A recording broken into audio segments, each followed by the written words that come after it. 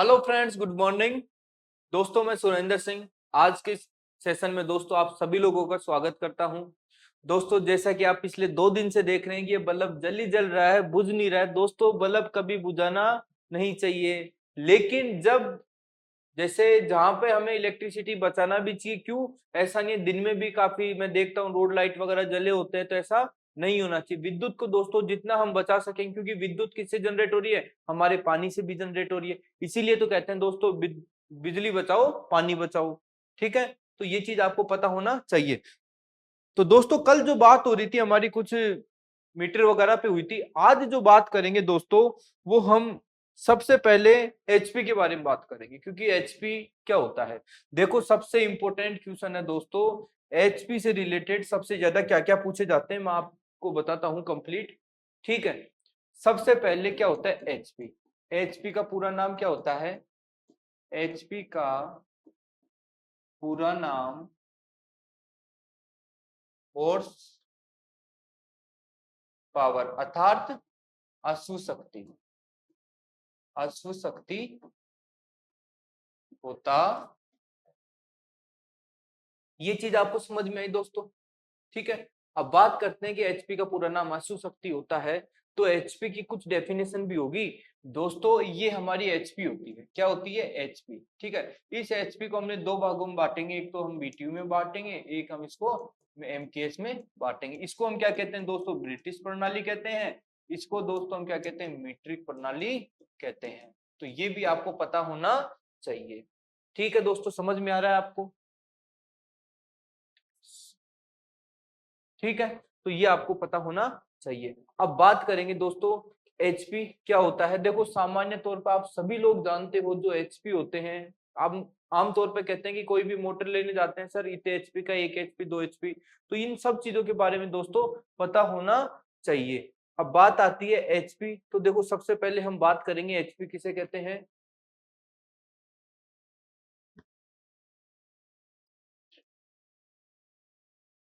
जब कोई मशीन जब कोई मशीन 4500 मीटर केजी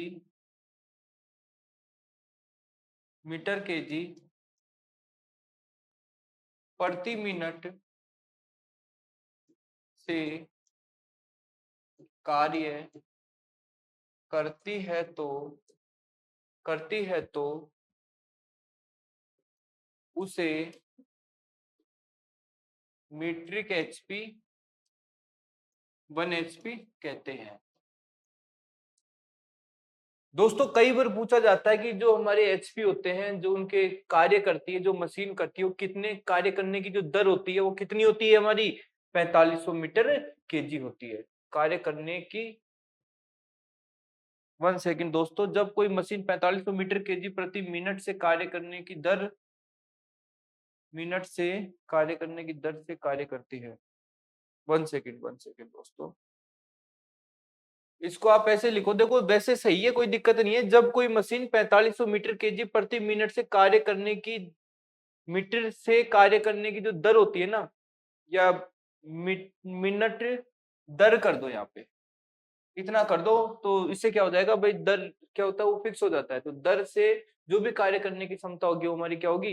1 एचपी होगी। और आप लोगों को सबको पता है दोस्तों, 1 एचपी एमकेएस में कितना होता है? एमकेएस में कितना होता है? 735.5 वाट होता है।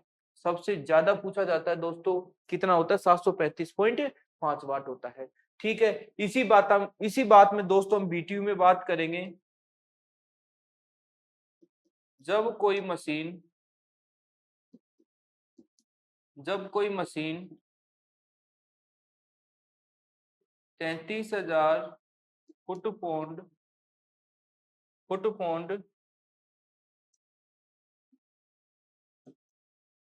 प्रति मिनट की दर से दर से कार्य करती है दर से कार्य करती है उसे 1 HP कहते हैं। और आपको सबको पता है दोस्तों, BTU के अंदर 1 HP बराबर कितना होता है, जल्दी से बताओ, 746 वाट होता है। तो ये काफी इंपॉर्टेंट क्वेश्चन है दोस्तों, स्टार लगा लेना। हर क्वेश्चन में कहीं ना कहीं रिपीट होते हैं ये दोनों चीजें। दूसरी चीज, एचपी का पूरा नाम भी दोस्तों कई बार पूछ लिया जाता है, तो ये आपको पता होना चाहिए। ठीक है, ये बात होती दोस्तों हमारे फंडामेंटल एचपी की। अब जो हम बात करेंगे, जो आज का हमारा जो सेशन है दोस्तों, उसकी बात करेंगे। दूसरी तौर पे हम बताना चाहता हूं दोस्तों, जो भी हमारे मोटर होते हैं, ये आप लिख सकते हो,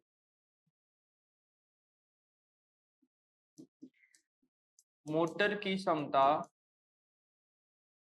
क्षमता सामान्यतः एचपी में मापी जाती है। ठीक है, ये आपको पता होना चाहिए। और तो इतना बहुत है, बाकी बेसिक में तो अपने ज्यादातर दोस्तों यही पूछा जाता है। ठीक है, नेक्स्ट बात करेंगे दोस्तों इलेक्ट्रिक मटेरियल्स। अब बात आती है इलेक्ट्रिक मटेरियल्स क्या होते हैं दोस्तों। सबसे पहले आपको लिखना है इलेक्ट्रिक मटेरियल्स।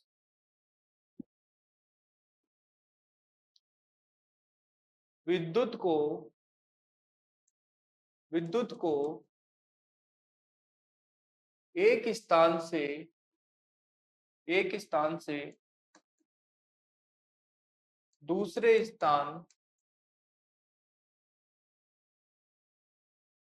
स्थान पर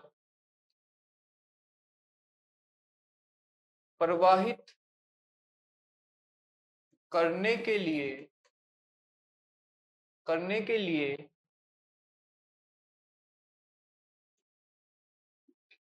जिन पदार्थों का उपयोग किया जाता है उन्हें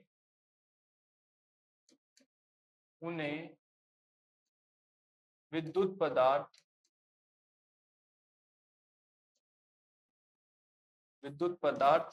कहलाते हैं। दूसरी बात दोस्तों, इन पदार्थों का चयन सामान्यतः पदार्थ के गुणों के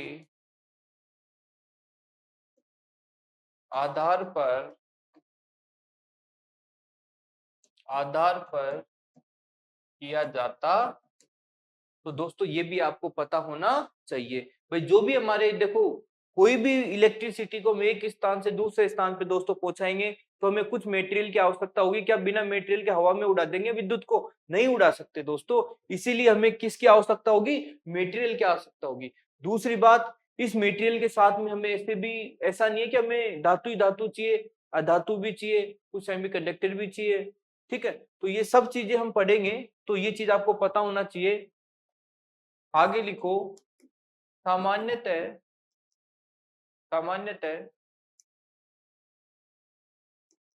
विद्युत पदार्थ को 3 प्रकार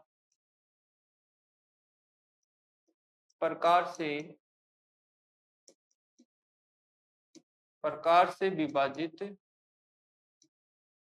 किया गया है।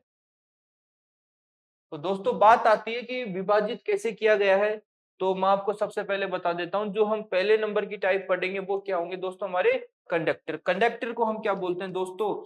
चालक कहते हैं। कभी भी कंफ्यूज नहीं हो रहा है कि सर कंडक्टर आ गया, चालक कहें क्या कहें, तो चालक ही कहते हैं।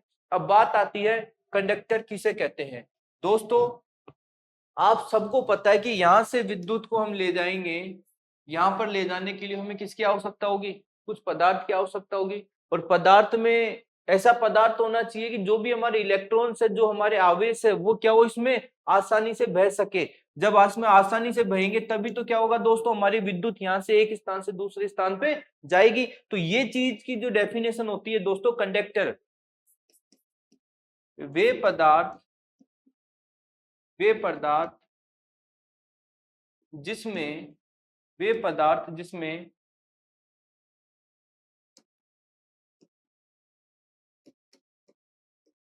वे पदार्थ जिसमें इलेक्ट्रॉनों का वे पदार्थ जिसमें इलेक्ट्रॉनों का प्रवाह है स्वतंत्रता पूर्वक हो, उसे चालक कहते।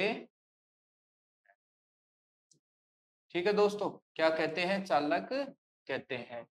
दूसरे शब्दों में है, कह सकते हैं दोस्तों, वे पदार्थ जिसमें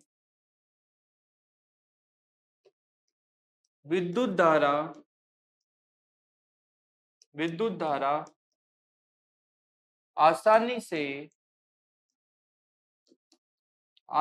से प्रभावित हो, उसे चालक कहते हैं। ठीक है दोस्तों, चालक के रूप में सामान्यतः चांदी, सोना, तांबा, पीतल, एल्यूमिनियम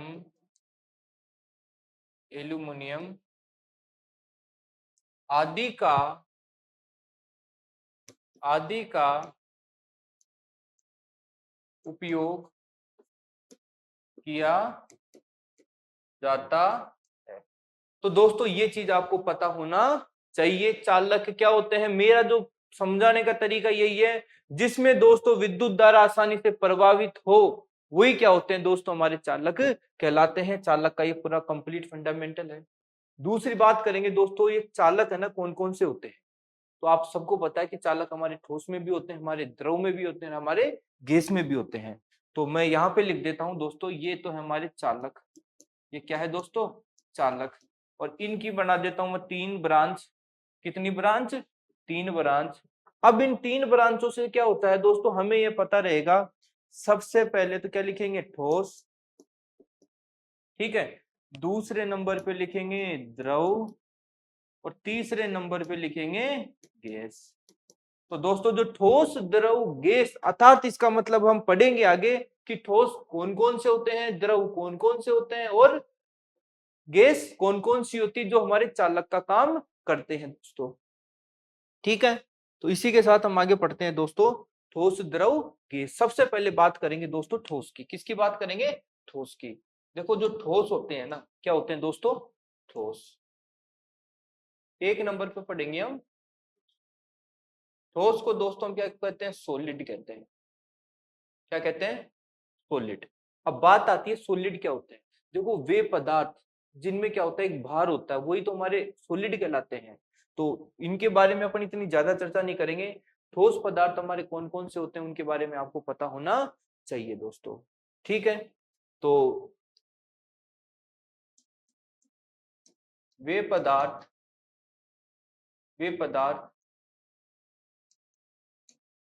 जो ठोस में होते हैं, जैसे ठोस में कौन कौन से होते हैं बताओ?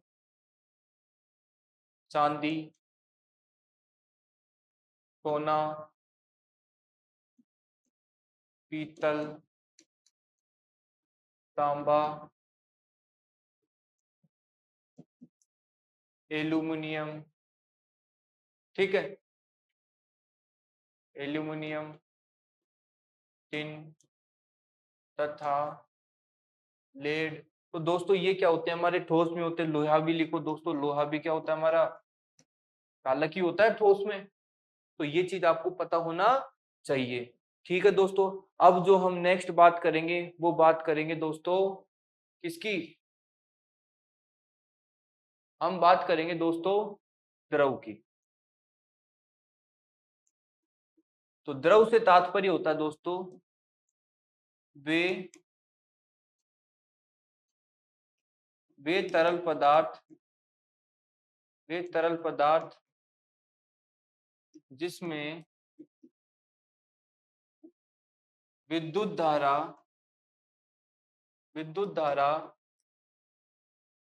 आसानी से प्रभावित हो जाती है उसे तरल चालक कहते हैं। अब आपको सबको पता है दोस्तों कि जो भी हमारे तरल होते हैं, बताइए मुझे कि तरल कौन कौन से होते हैं कि जिनका उपयोग हम सामान्यतः चालक के रूप में करते हैं। सबसे पहले आपको पता है जो पानी होता है, भाई पानी में भी क्या होता है दोस्तों, जैसे ही हम विद्युत सप्लाई डालते हैं तो करंट आता है, तो पहले तो क्या लिखेंगे हम, पानी। ठीक है, दूसरा लिखेंगे मरकरी, सुना है दोस्तों, ये क्या होता है हमारा, मरकरी होता है। तो दोस्तों मरकरी में भी क्या होता है, भाई लिक्विड में होता है, मरकरी भी क्या होता है, एक प्रकार का दोस्तों चालक होता है। तो ये चीज आपको पता होना चाहिए दोस्तों।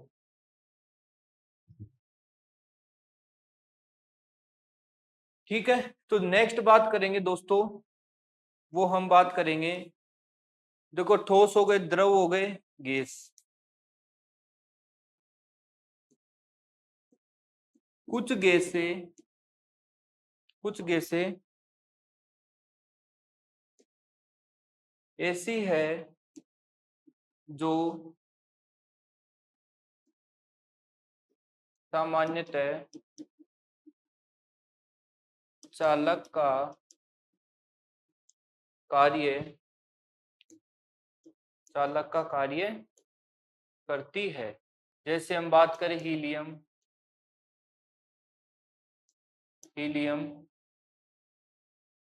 जैसे हीलियम होती है दोस्तों, और भी कई गैसें होती होंगी जो काम करती होगी। तो ये चीज होता है। देखो वापस से रिपीट कर दो, ठोस जो ठोस अवस्था में होंगे, द्रव जो द्रव अवस्था में होंगे, पानी हो गया, मरकरी हो गया, और जो भी हमारे लिक्विड, ऑयल, भाई ऑयल भी तो काम करते हैं दोस्तों। ऑयल में हमारे कौन कौन से हो सकते हैं, मिनरल, भाई मिनरल ऑयल क्या करते हैं, भाई चालक का कार्य करते हैं। ठीक है, तो ये चीज पता होनी चाहिए। गैस हो गई, गैसों में ये होता है दोस्तों। ठीक है, दूसरी बात, गैसों में क्या होता है दोस्तों, देखो इनका सबका आकार है। ठोस में क्या होता है, इनका आकार होता है, क्या होता है, आकार होगा।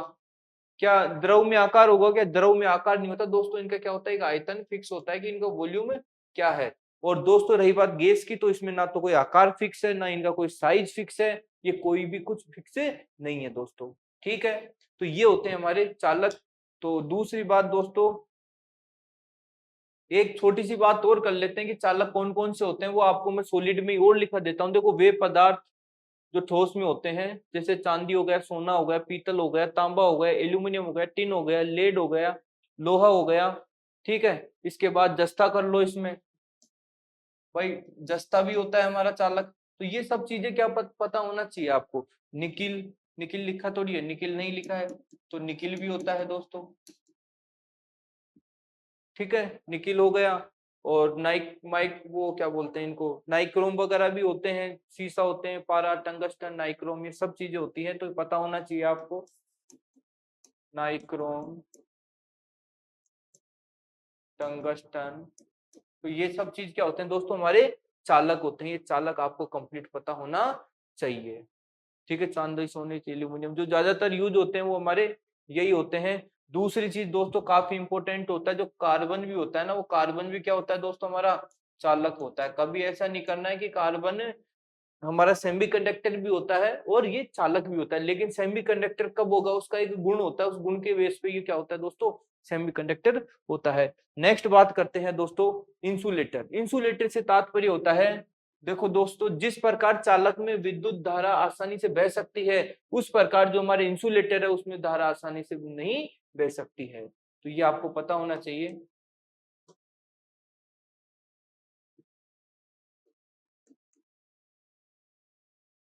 जिस प्रकार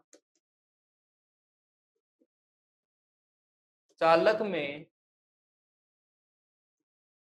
में इलेक्ट्रॉन आसानी से प्रवाह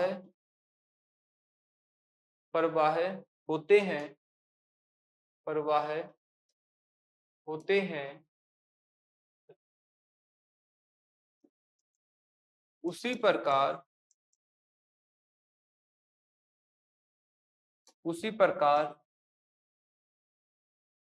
अचालक विद्युत विद्युत धारा को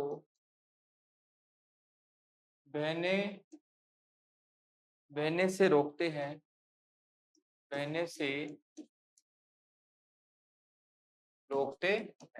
देखो दोस्तों, चालक में क्या कर रहे थे, धारा आसानी से गुजर रही थी। इंसुलेटर में क्या होगा दोस्तों, दूसरे शब्दों में है, कह सकते हैं कि इसका अचालक, ये क्या होते हैं दोस्तों हमारे अचालक। वे पदार्थ जिसमें विद्युत धारा आसानी से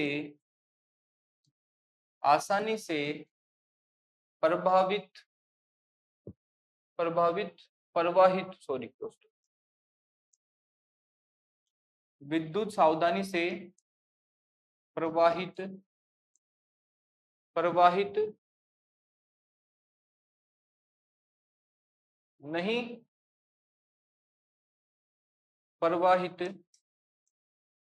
नहीं हो सकती उसे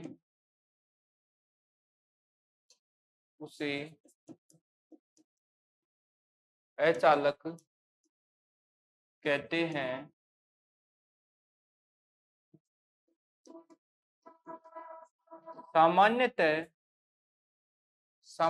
सामान्यतः इलेक्ट्रिकल के क्षेत्र में अनेक प्रकार के अचालक का प्रयोग किया जाता है। तो दोस्तों ये आपको पता होना चाहिए कि देखो, विद्युत धारा यहां से यहां जा रही है, लेकिन हम जो ये यूज में ले रहे हैं मटेरियल, वो हमारा अचालक है, इंसुलेटर है। तो क्या इंसुलेटर, क्या विद्युत धारा बहेगी दोस्तों? नहीं बहेगी। ठीक है, तो ये क्या करते हैं दोस्तों, जो भी हमारे विद्युत के अंदर जो धारा में जो इलेक्ट्रॉन होते हैं, जो आवेश होता है, उसको बहने से रोकते हैं। ये बहने के लिए सुगमता प्रदान नहीं करते हैं दोस्तों। और दूसरी बात कि जो हम सामान्यतः सबसे ज्यादा हम यूज में लेते हैं, वो क्या, कौन कौन से होंगे दोस्तों? रबर। आपको सबको पता है कि जो भी हमारे केबल तार आते हैं, केबल आती है, उनके ऊपर इंसुलेशन के रूप में किसका यूज करते हैं दोस्तों? केबल का यूज करते हैं। तो ये भी चीज पता होना चाहिए। दूसरा दोस्तों, ड्राई एयर। दोस्तों ड्राई एयर भी क्या होता है, हमारा एक इंसुलेटर होता है। इसमें भी दोस्तों हम धारा को प्रभावित नहीं कर सकते। नेक्स्ट बात करें दोस्तों, पीवीसी। देखो काफी बार पूछा जाता है, पीवीसी का पूरा नाम क्या है? Polyvinyl chloride. क्या होता है दोस्तों? पॉलीविनाइल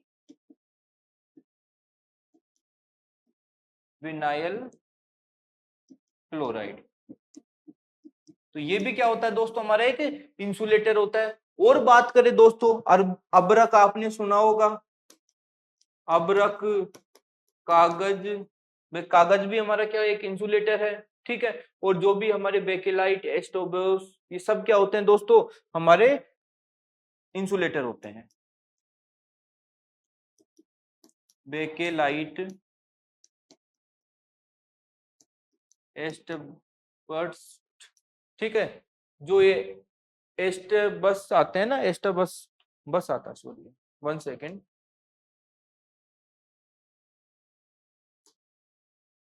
एस्टर बस भी क्या करते हैं दोस्तों, हमारे अचालक का काम करते हैं। दूसरी बात, आपने चीनी मिट्टी सुनी होगी, ठीक है, ये जो चीनी मिट्टी होती है ये भी क्या करती है दोस्तों, हमारे अचालक का काम करती है,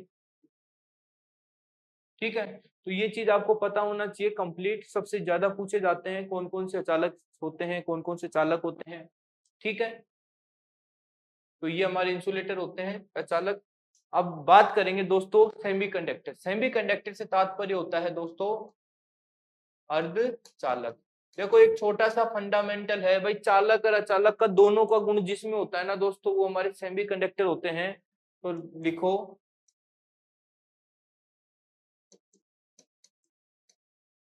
अर्धचालक, अर्धचालक पदार्थों में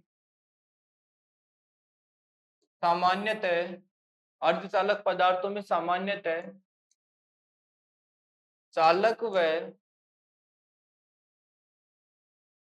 अचालक के, चालक व चालक के गुण पाए जाते हैं, गुण पाए जाते हैं। सामान्यतः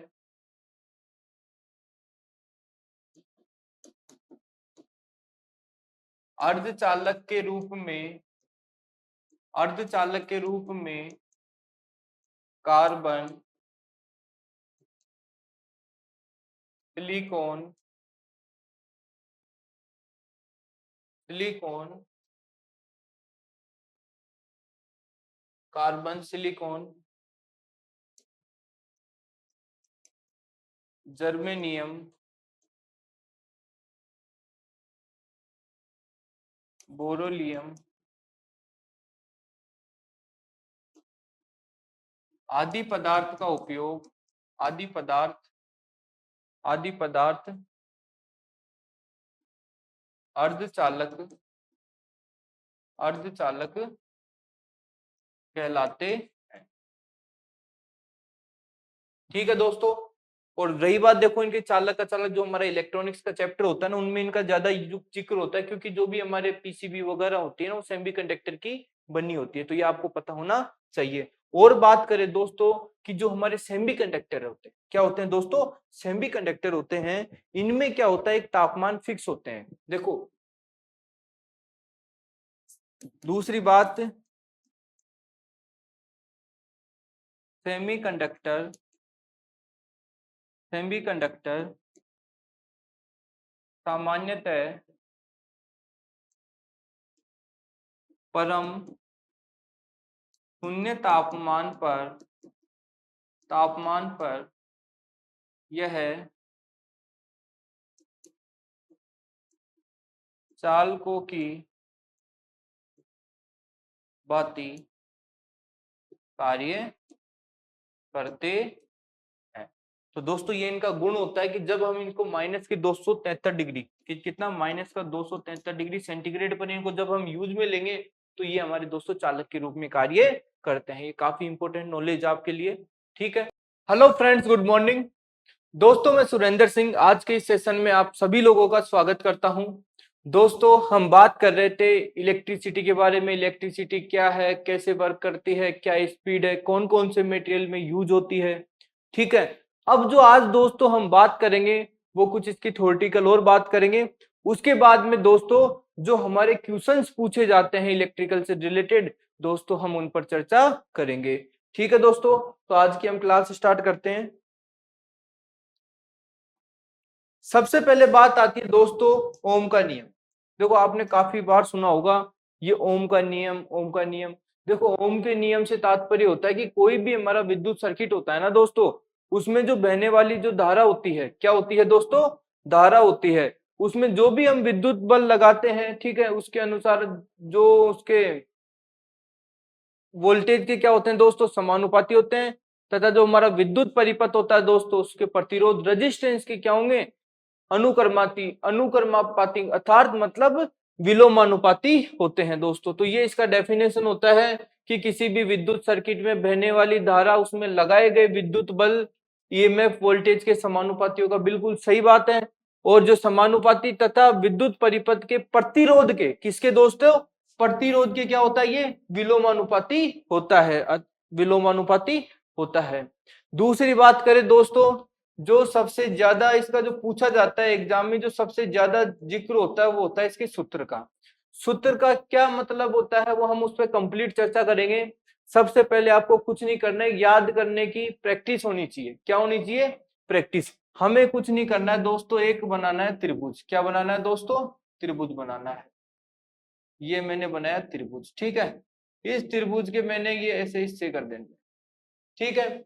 जब आप ऐसे हिस्से करते हो तो देखो जो हमारा V ऊपर रहेगा, I यहाँ रहेगा, R यहाँ पे रहेगा। अब अपने को इतना पता लग जाता है ना दोस्तों, देखो I से हम किसको मापते हैं, I क्या होगा हमारा, धारा होगा। R किसका होता है, प्रतिरोध का होता है। और V क्या होता है, वोल्टेज होता है, ठीक है। तो ये चीज आपको पता होना चाहिए, ठीक है। अब बात करते हैं कि सर जैसे कई बार क्वेश्चन आ जाते हैं इससे रिलेटेड, हम क्या करें, कैसे समीकरण को सेट करें। देखो करना कुछ ही नहीं है दोस्तों, आप सभी को पता है V बराबर क्या होता है। पहले हम बात करेंगे V बराबर IR की, ठीक है। जब हमें क्वेश्चन में दोस्तों V निकालना हो, ठीक है, और I और R हमें दे रखा हो, तो उस स्थिति में जो हम समीकरण यूज करेंगे वो कौन सा यूज करेंगे दोस्तों, V बराबर IR वाला समीकरण यूज करेंगे, ठीक है। ये हमारा फॉर्मूला होता है।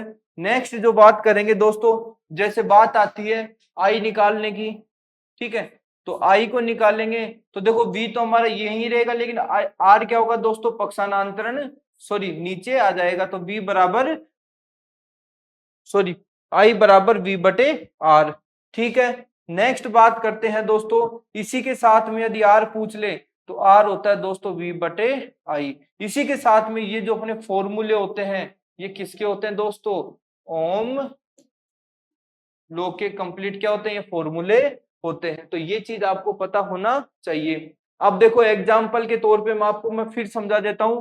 देखो बाई चांस हमें दे दे वोल्टेज, दे दे रेजिस्टेंस, दे दे, ठीक है, हमें ज्ञात करना है आई। तो आई ज्ञात करना है तो हम ये देखेंगे सबसे पहले आई का मान हमें ज्ञात कहां से कर सकते हैं। देखो यहां से भी कर सकते हैं, यहां से भी कर सकते हैं। आई को हम यहीं रखते हैं दोस्तों, तो जो आई को इधर ले लेंगे तो ये इधर आ जाएगा, ठीक है। तो ये क्या हो जाएगा दोस्तों, और इसमें भी वही सेम चीज है। यदि हम आई ज्ञात करना है तो आर को इधर भेजेंगे तो बटे में आ जाएगा, ठीक है। ये अपना फॉर्मूला कंप्लीट होता है।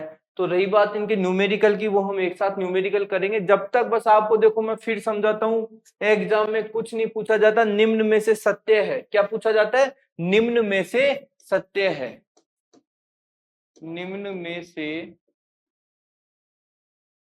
सत्य है। ऐसे करके दोस्तों क्या करता है, ए ऑप्शन दे देगा बी बराबर आई बटे आर, ठीक है। बी दे देगा आर बराबर आई बटे बी।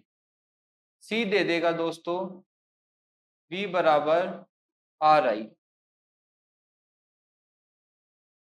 ठीक है।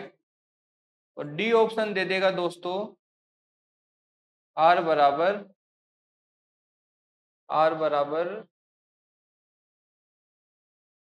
बी, ठीक है। ये मानो ये हमें चार ऑप्शन मिल गए। क्या मिल गए दोस्तों, चार ऑप्शन। अब जब ये पता है ना, देखो हमारे पास एक, कई बार बच्चे भूल जाते हैं, तो भूलना नहीं है, सबसे बढ़िया फंडामेंटल होता है त्रिभुज बनाओ, त्रिभुज के तीन हिस्से कर दो, ठीक है। ऊपर ही ऊपर विनोद बैठेगा, नीचे नीचे इश्क बैठेगा, आर पे दोस्तों हमारी रेलवे बैठेगी। तो देखो वी के ऊपर तो क्या होगा हमारा, विनोद होगा, आई पे इंडियन, आर से रेलवे।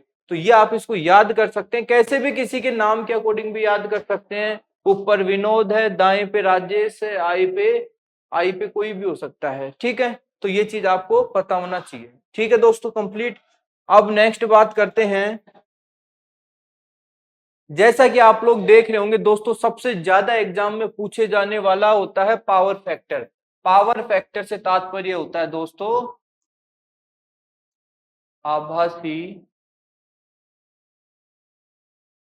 शक्ति।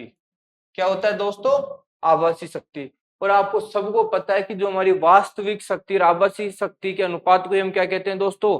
वास्तविक शक्ति कहते हैं। क्या कहते हैं दोस्तों? वास्तविक शक्ति कहते हैं। तो ये चीज आपको पता होनी चाहिए। तो देखो, वास्तविक शक्ति और आभासी शक्ति के अनुपात को ही शक्ति गुणांक, हाँ सॉरी दोस्तों, ये हमारा शक्ति गुणांक आएगा। पावर फैक्टर है ना, फैक्टर का मतलब क्या होता है? गुणांक होता है। तो ये हो जाएगा दोस्तों हमारा शक्ति गुणांक। दोस्तों आप सबको पता है कि देखो हमारे पास जो आभासी शक्ति, ठीक है, आभासी शक्ति और जो वास्तविक शक्ति का जो अनुपात होता है वो क्या होता है दोस्तों? शक्ति गुणांक होता है। तो क्या हम जो एग्जाम में सबसे ज्यादा पूछा जाता है वो क्या पूछा जाता है दोस्तों? इसका सूत्र। क्या पूछा जाता है? सूत्र भी पूछ लेता है, कई बार डेफिनेशन भी पूछ लेता है। तो हम कहते हैं शक्ति गुणांक, शक्ति गुणांक बराबर। अब आपको पता है कि जो भी हमारी वास्तविक शक्ति होगी, क्या होगा दोस्तों? वास्तविक शक्ति बटे आभासी शक्ति। तो ये दोस्तों इसका फॉर्मूला होता है। तो ये आपको याद होना चाहिए, कई बार एग्जाम में पूछा जाता है पावर फैक्टर क्या होता है। तो हमेशा ध्यान रखना है वास्तविक शक्ति और आभासी शक्ति का क्या होता है दोस्तों? ये अनुपात होता है। अब अनुपात से तात्पर्य आप समझते हो, जैसे मैं बोलूं 4:1, ठीक है, ये ए है ये बी है, क्या मैं इसको ए बटा बी बराबर ऐसे नहीं कर सकता? क्या 4/1 कर सकता हूं ना दोस्तों? तो वही सेम चीज इसमें हम अप्लाई करते हैं। अब नेक्स्ट बात करेंगे दोस्तों इकाई। किसकी बात करेंगे दोस्तों? इकाई। ठीक है, आपको सबको पता होगा जो इकाई होती है ना दोस्तों, क्या होती है? इकाई। इकाई से तात्पर्य होता है कि जो भी आप लोगों ने देखा होगा हमारे घरों में जो विद्युत हम यूज में लेते हैं दोस्तों, कई बार नहीं बल्कि काफी बार ये देखा गया है कि जो हमारा बिल आता है वो यूनिट में आता है। किस में आता है? यूनिट में। बात करते हैं कि देखो महीने में कितनी यूनिट खर्च हुई आपकी? एक कहता है साहब हमारे तो 200 यूनिट खर्च होती है। ठीक है, अब इस 200 यूनिट जो आपने खर्च की है वो यूनिट कैसे बनी है दोस्तों, उसके बारे में हम बात करेंगे। तो आप सभी को पता है कि जब कोई मशीन होती है, जब वो कार्य करती है, ठीक है, तो वो 1000 वाट का विद्युत उपकरण 1 घंटे में जितना जलेगा वो हमारा क्या होता है दोस्तों? 1 यूनिट कहलाता है। एग्जाम्पल के तौर पे आपके पास कोई प्रेस है 1000 वाट की, ठीक है, उस 1000 वाट की प्रेस को आप 1 घंटे के लिए दोस्तों रेगुलर चला रहे हो, और जो ऊर्जा खपत कर रही है दोस्तों वो क्या होगी? हमारी 1 यूनिट होगी। तो सामान्यतः जो इसकी डेफिनेशन है, यदि किसी कार्य के लिए, क्या दोस्तों? यदि किसी कार्य के लिए 1000 वाट का विद्युत उपकरण 1 घंटे जलाने पर जो ऊर्जा हमारा खर्च करेगा वही क्या होती है दोस्तों? हमारी यूनिट होती है। ठीक है, तो ये चीज आपको पता होना चाहिए। तो क्या हम इसी के साथ में ये नहीं कह सकते क्या यूनिट बराबर, जो यूनिट का फॉर्मूला होता है वाट गुना समय बटे 1000। भाई देखो, यदि किसी कार्य के लिए 1000 वाट की विद्युत उपकरण 1 घंटे में जलता है, समय क्या है दोस्तों? समय 1 घंटा है, ठीक है, जो भी घंटे होंगे समय हम डालेंगे। अब बात आती है वाट की, तो आपको सबको पता है कि हो सकता है वाट 500 वाट हो, 300 वाट हो, 200 वाट हो, 100 वाट हो, कोई सा भी हो। और जो दोस्तों हम जो कार्य कर रहा है वो कितना कर रहा है? 1000 का एरिया हम ले रहे हैं। तो 1000 क्या दे देंगे दोस्तों? इसमें भाग दे देंगे, तो हमारी क्या निकल के आ जाएगी? यूनिट निकल के आ जाएगी। लेकिन दोस्तों याद रखना, कई बार क्या होते हैं, घंटे होते हैं तो उसको क्या बनाना होता है? हमें मिनट भी बनाना होता है। तो ये चीज हमें ध्यान रखना है। ठीक है दोस्तों, तो ये अपने होती है इकाई, यूनिट। सामान्य तौर पर हम कह सकते हैं जब कोई मशीन चलती है तो वो विद्युत खर्च करती है, उस खर्च को मापने के लिए हम किसका यूज करेंगे दोस्तों? कितना खर्च हो रही है, तो उसको जो दर्शाएंगे ना वो हम यूनिट में दर्शाएंगे। ठीक है, नेक्स्ट बात करते हैं दोस्तों। जैसा कि आप देख रहे हैं कैपेसिटर, देखो कैपेसिटर क्या होते हैं मैं आपको बता दूं। कैपेसिटर में कुछ नहीं होता, सबसे बड़ी बात होती है ये क्या होते हैं दोस्तों? जो अचालक पदार्थ होते हैं ना, अचालक पदार्थ में क्या होता है? विद्युत आवेश को क्या कर लेते हैं? एब्जॉर्ब कर लेते हैं, अर्थात एकत्रित कर लेते हैं, उसी को हम क्या कहते हैं दोस्तों, कैपेसिटर कहते हैं। तो हम सामान्य तौर पे कह सकते हैं। दूसरी चीज दोस्तों, कई बार एग्जाम में जैसे एनएमआरसी में पूछा गया था, सामान्य तौर पर जो कैपेसिटर होता है ना उसको हम क्या बोलते हैं, कंडेंसर बोलते हैं। क्या बोलते हैं दोस्तों, कंडेंसर बोलते हैं। बाकी कंडेंसर अपने वीसीआर सिस्टम में होता है, लेकिन ये पूछा जाता है तो कंफ्यूज नहीं होना चाहिए। दूसरी बात, हिंदी में क्या कहते हैं दोस्तों, इसको संधारित्र कहते हैं। क्या कहते हैं, संधारित्र कहते हैं। तो ये भी आपको पता होना चाहिए। अब बात करते हैं दोस्तों इसकी डेफिनेशन की। देखो डेफिनेशन में हमें ज्यादा नहीं लिखना है, बस इतना लिखना है दोस्तों,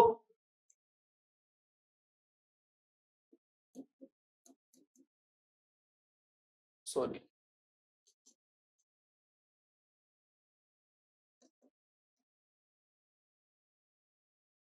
अचालक पदार्थ का वह गुण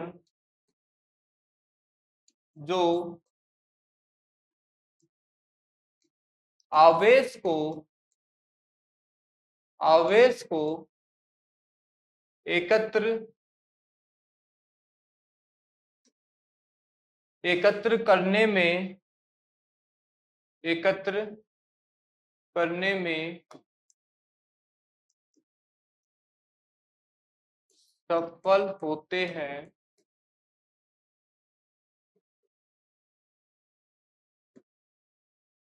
संधारित्र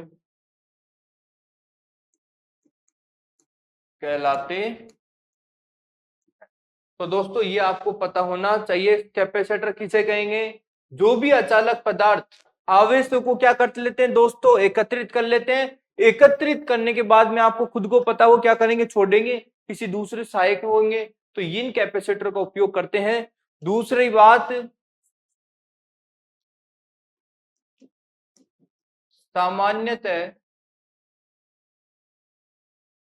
इनका प्रयोग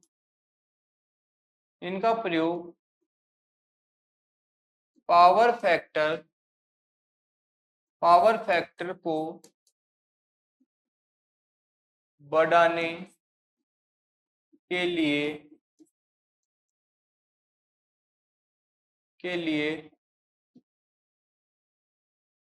किया जाता। तो दोस्तों ये चीज आपको पता होना चाहिए, जो भी हमारे कैपेसिटर होते हैं उनका मेन उद्देश्य एग्जाम में हर बार पूछा जाता है, पावर फैक्टर काम करता है। क्या काम करता है दोस्तों, पावर फैक्टर को बढ़ाना कैपेसिटर का कार्य है। दूसरी बात से तात्पर्य होता है दोस्तों, जो इसको हम मापते हैं वो किस में मापते हैं, जो इसकी इकाई होती है ना वो क्या होती है दोस्तों, फैरड होती है। क्या होती है दोस्तों, फैरड होती है। और आप लोगों ने वो देखा होगा, ये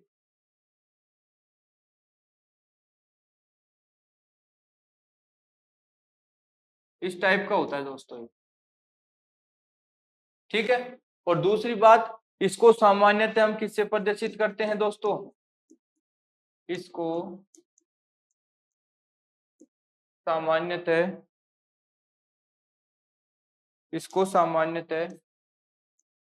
एफ से प्रदर्शित करते हैं। तो ये भी चीज आपको पता होना चाहिए दोस्तों। अब इसी के साथ में देखो टाइप्स ऑफ कैपेसिटर दोस्तों कई प्रकार के होते हैं, हम उनके बारे में भी चर्चा करेंगे।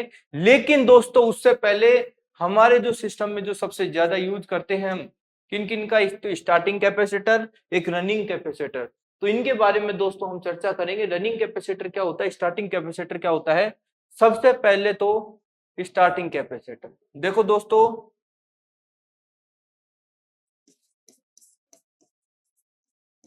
स्टार्टिंग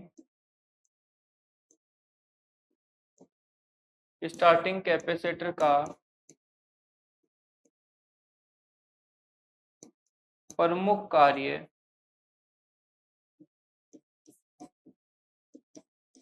स्टार्टिंग वाइंडिंग को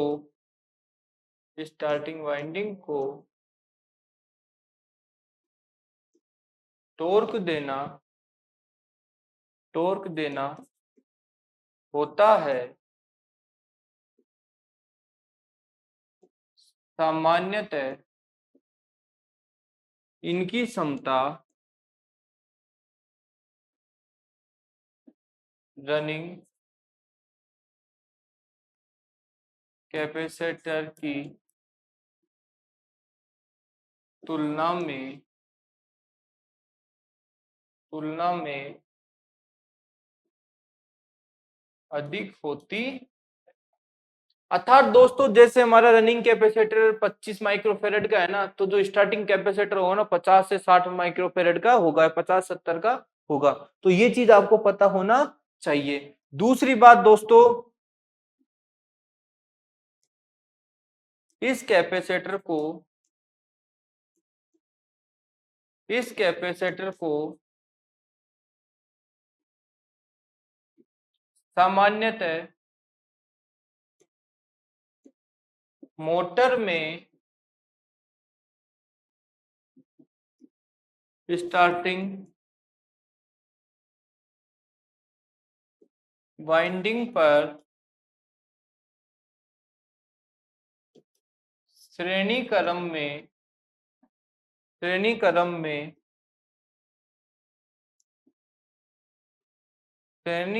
संयोजित करते हैं। तो दोस्तों ये भी आपको पता होना चाहिए, कैपेसिटर को हम मोटर में कैसे लगाते हैं, जो हमारी वाइंडिंग होती है सीरीज में लगाते हैं। ठीक है, ये पता होना चाहिए। ये हमारा क्या हुआ दोस्तों, स्टार्टिंग कैपेसिटर। मैं आपको इसकी दोस्तों इमेज भी दिखा देता हूं हाथों हाथ, तो उससे क्या हुआ आपको पता रहे।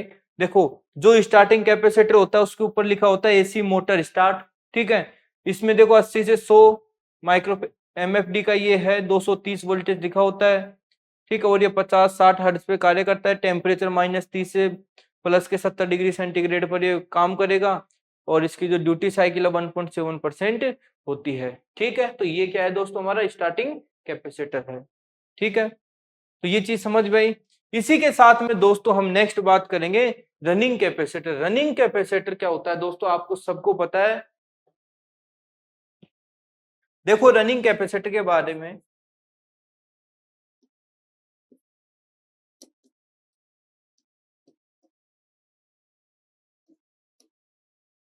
इस कैपेसिटर का कार्य मोटर को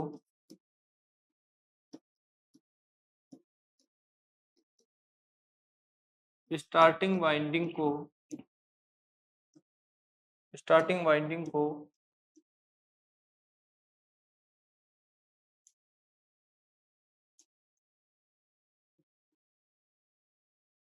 टॉर्क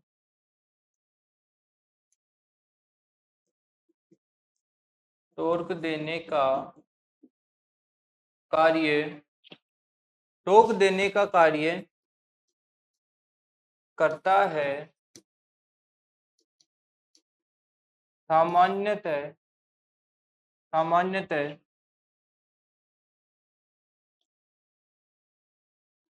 इस कैपेसिटर द्वारा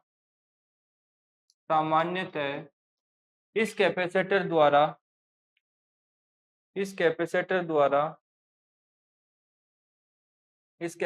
द्वारा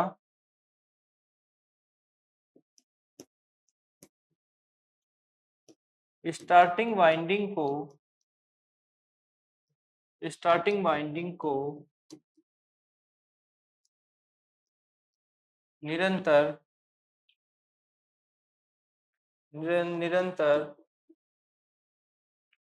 स्टार्टिंग वाइंडिंग को निरंतर पावर फैक्टर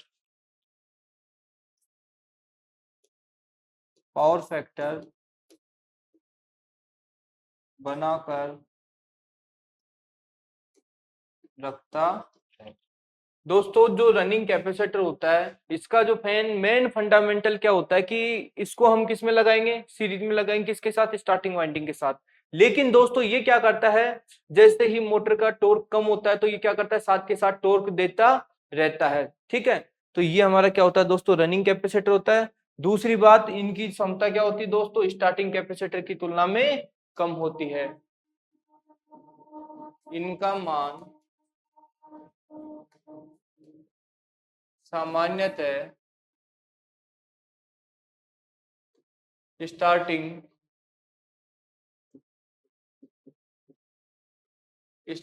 कैपेसिटर की तुलना में कम होता है। ठीक है दोस्तों, तो ये आपको पता होना चाहिए। दूसरी बात, तभी तो हम दोस्तों रनिंग कैपेसिटर का उपयोग कहाँ कहाँ करते हैं, आप लोगों को पता है, फैन में करेंगे, कंप्रेसर मोटर, इन सब में क्या करते हैं दोस्तों, हम रनिंग कैपेसिटर का उपयोग ज्यादातर करते हैं। समझ में आई बात? ठीक है। और जो रनिंग कैपेसिटर होता है दोस्तों, पावर फैक्टर को क्या करता है, बिल्कुल बराबर करके चलता है। अब बात आती है दोस्तों काफी इंपॉर्टेंट, आपको कैपेसिटर दे दिए जाए, सामने आपके दो कैपेसिटर है, क्या है दोस्तों, सामने दो कैपेसिटर है। एक कैपेसिटर है दोस्तों हमारा रनिंग आरसी, आरसी से तात्पर्य रनिंग कैपेसिटर, एससी से तात्पर्य दोस्तों स्टार्टिंग कैपेसिटर। अब आपको पता होना चाहिए रनिंग कैपेसिटर स्टार्टिंग कैपेसिटर में क्या फर्क होता है। देखो दोस्तों, जो हमारे रनिंग कैपेसिटर होते हैं उस पे जो वोल्टेज होता है वो कितना होता है दोस्तों, 440 होता है। अब देख 400 या 440 हो सकता है। अब मैं आपको दिखाता हूं दोस्तों, ये आप देख रहे हैं, 1 सेकेंड,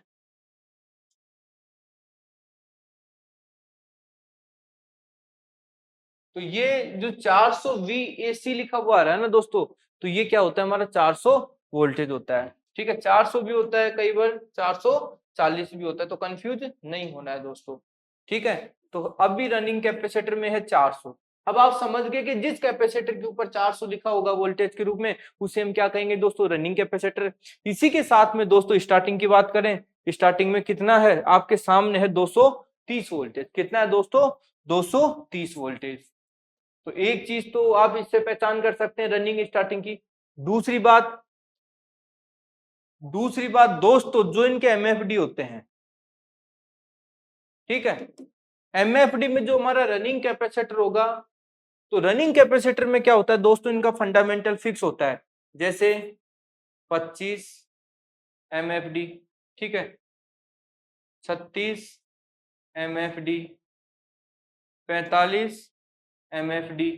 ठीक है, तो ये चीज आपको पता होना चाहिए। लेकिन हम स्टार्टिंग की बात करें तो ये क्या होते हैं दोस्तों, 60 से 80, 80 से 100, 100 से 120 और 120 से 140, 160 से 180। तो दोस्तों ये इस प्रकार चलते हैं।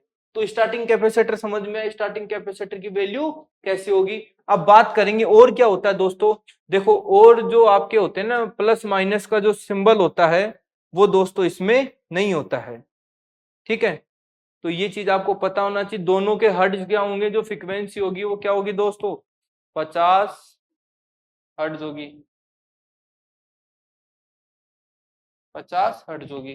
ठीक है, और आप देख रहे होंगे तो बिल्कुल ये बिल्कुल सब कुछ सेम होता है। बाकी जो टॉर्क होता है वो हमारे जिनकी वैल्यू ज्यादा होती है वो कौन सी होती है, स्टार्टिंग कैपेसिटर की ज्यादा होता है, रनिंग कैपेसिटर की दोस्तों वैल्यू कम होती है। तो ये चीज होती है, तो ये आपको पता होना चाहिए। ठीक है दोस्तों, और जो रही बात टेम्परेचर की, तो टेम्परेचर दोस्तों जो हमारा स्टार्टिंग कैपेसिटर होता है उस पर टेम्परेचर लिखा होता है। ठीक है, तो ये फंडामेंटल है, आपको पता होना चाहिए। मैं फिर बता देता हूं एक बार, ये क्या है दोस्तों, हमारा स्टार्टिंग कैपेसिटर है, स्टार्टिंग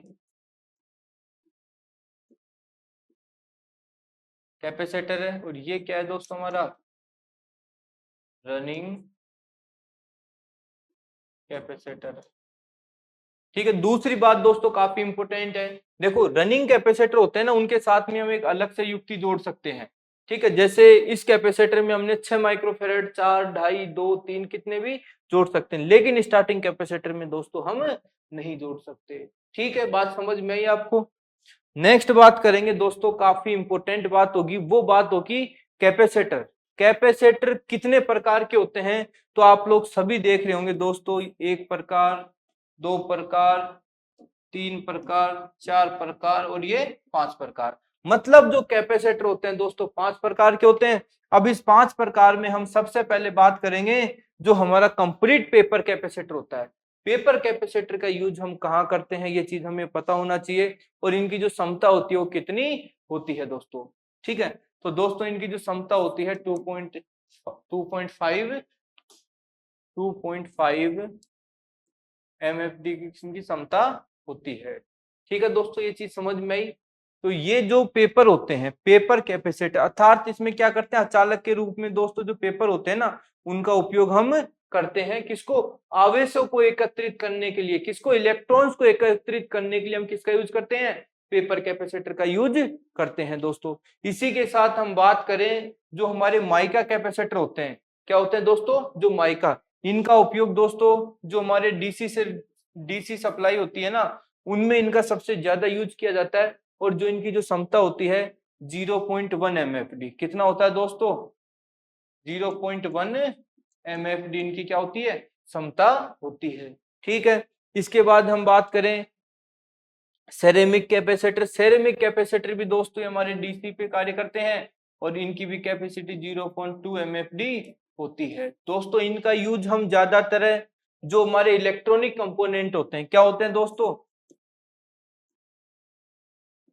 इलेक्ट्रॉनिक क्षेत्र में क्या करते हैं, इनका ज्यादा यूज होता है दोस्तों। तो ये भी चीज आपको पता होना चाहिए।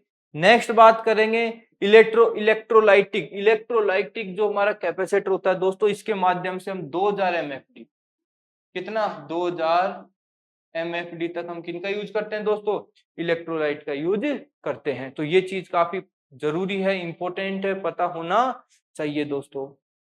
ठीक है, और जो ऑयल कैपेसिटर होते हैं दोस्तों, ऑयल कैपेसिटर से तात्पर्य इनकी भी क्षमता काफी होता है, लेकिन दोस्तों इनके अंदर क्या भरा होता है, ऑयल भरा होता है इनके अंदर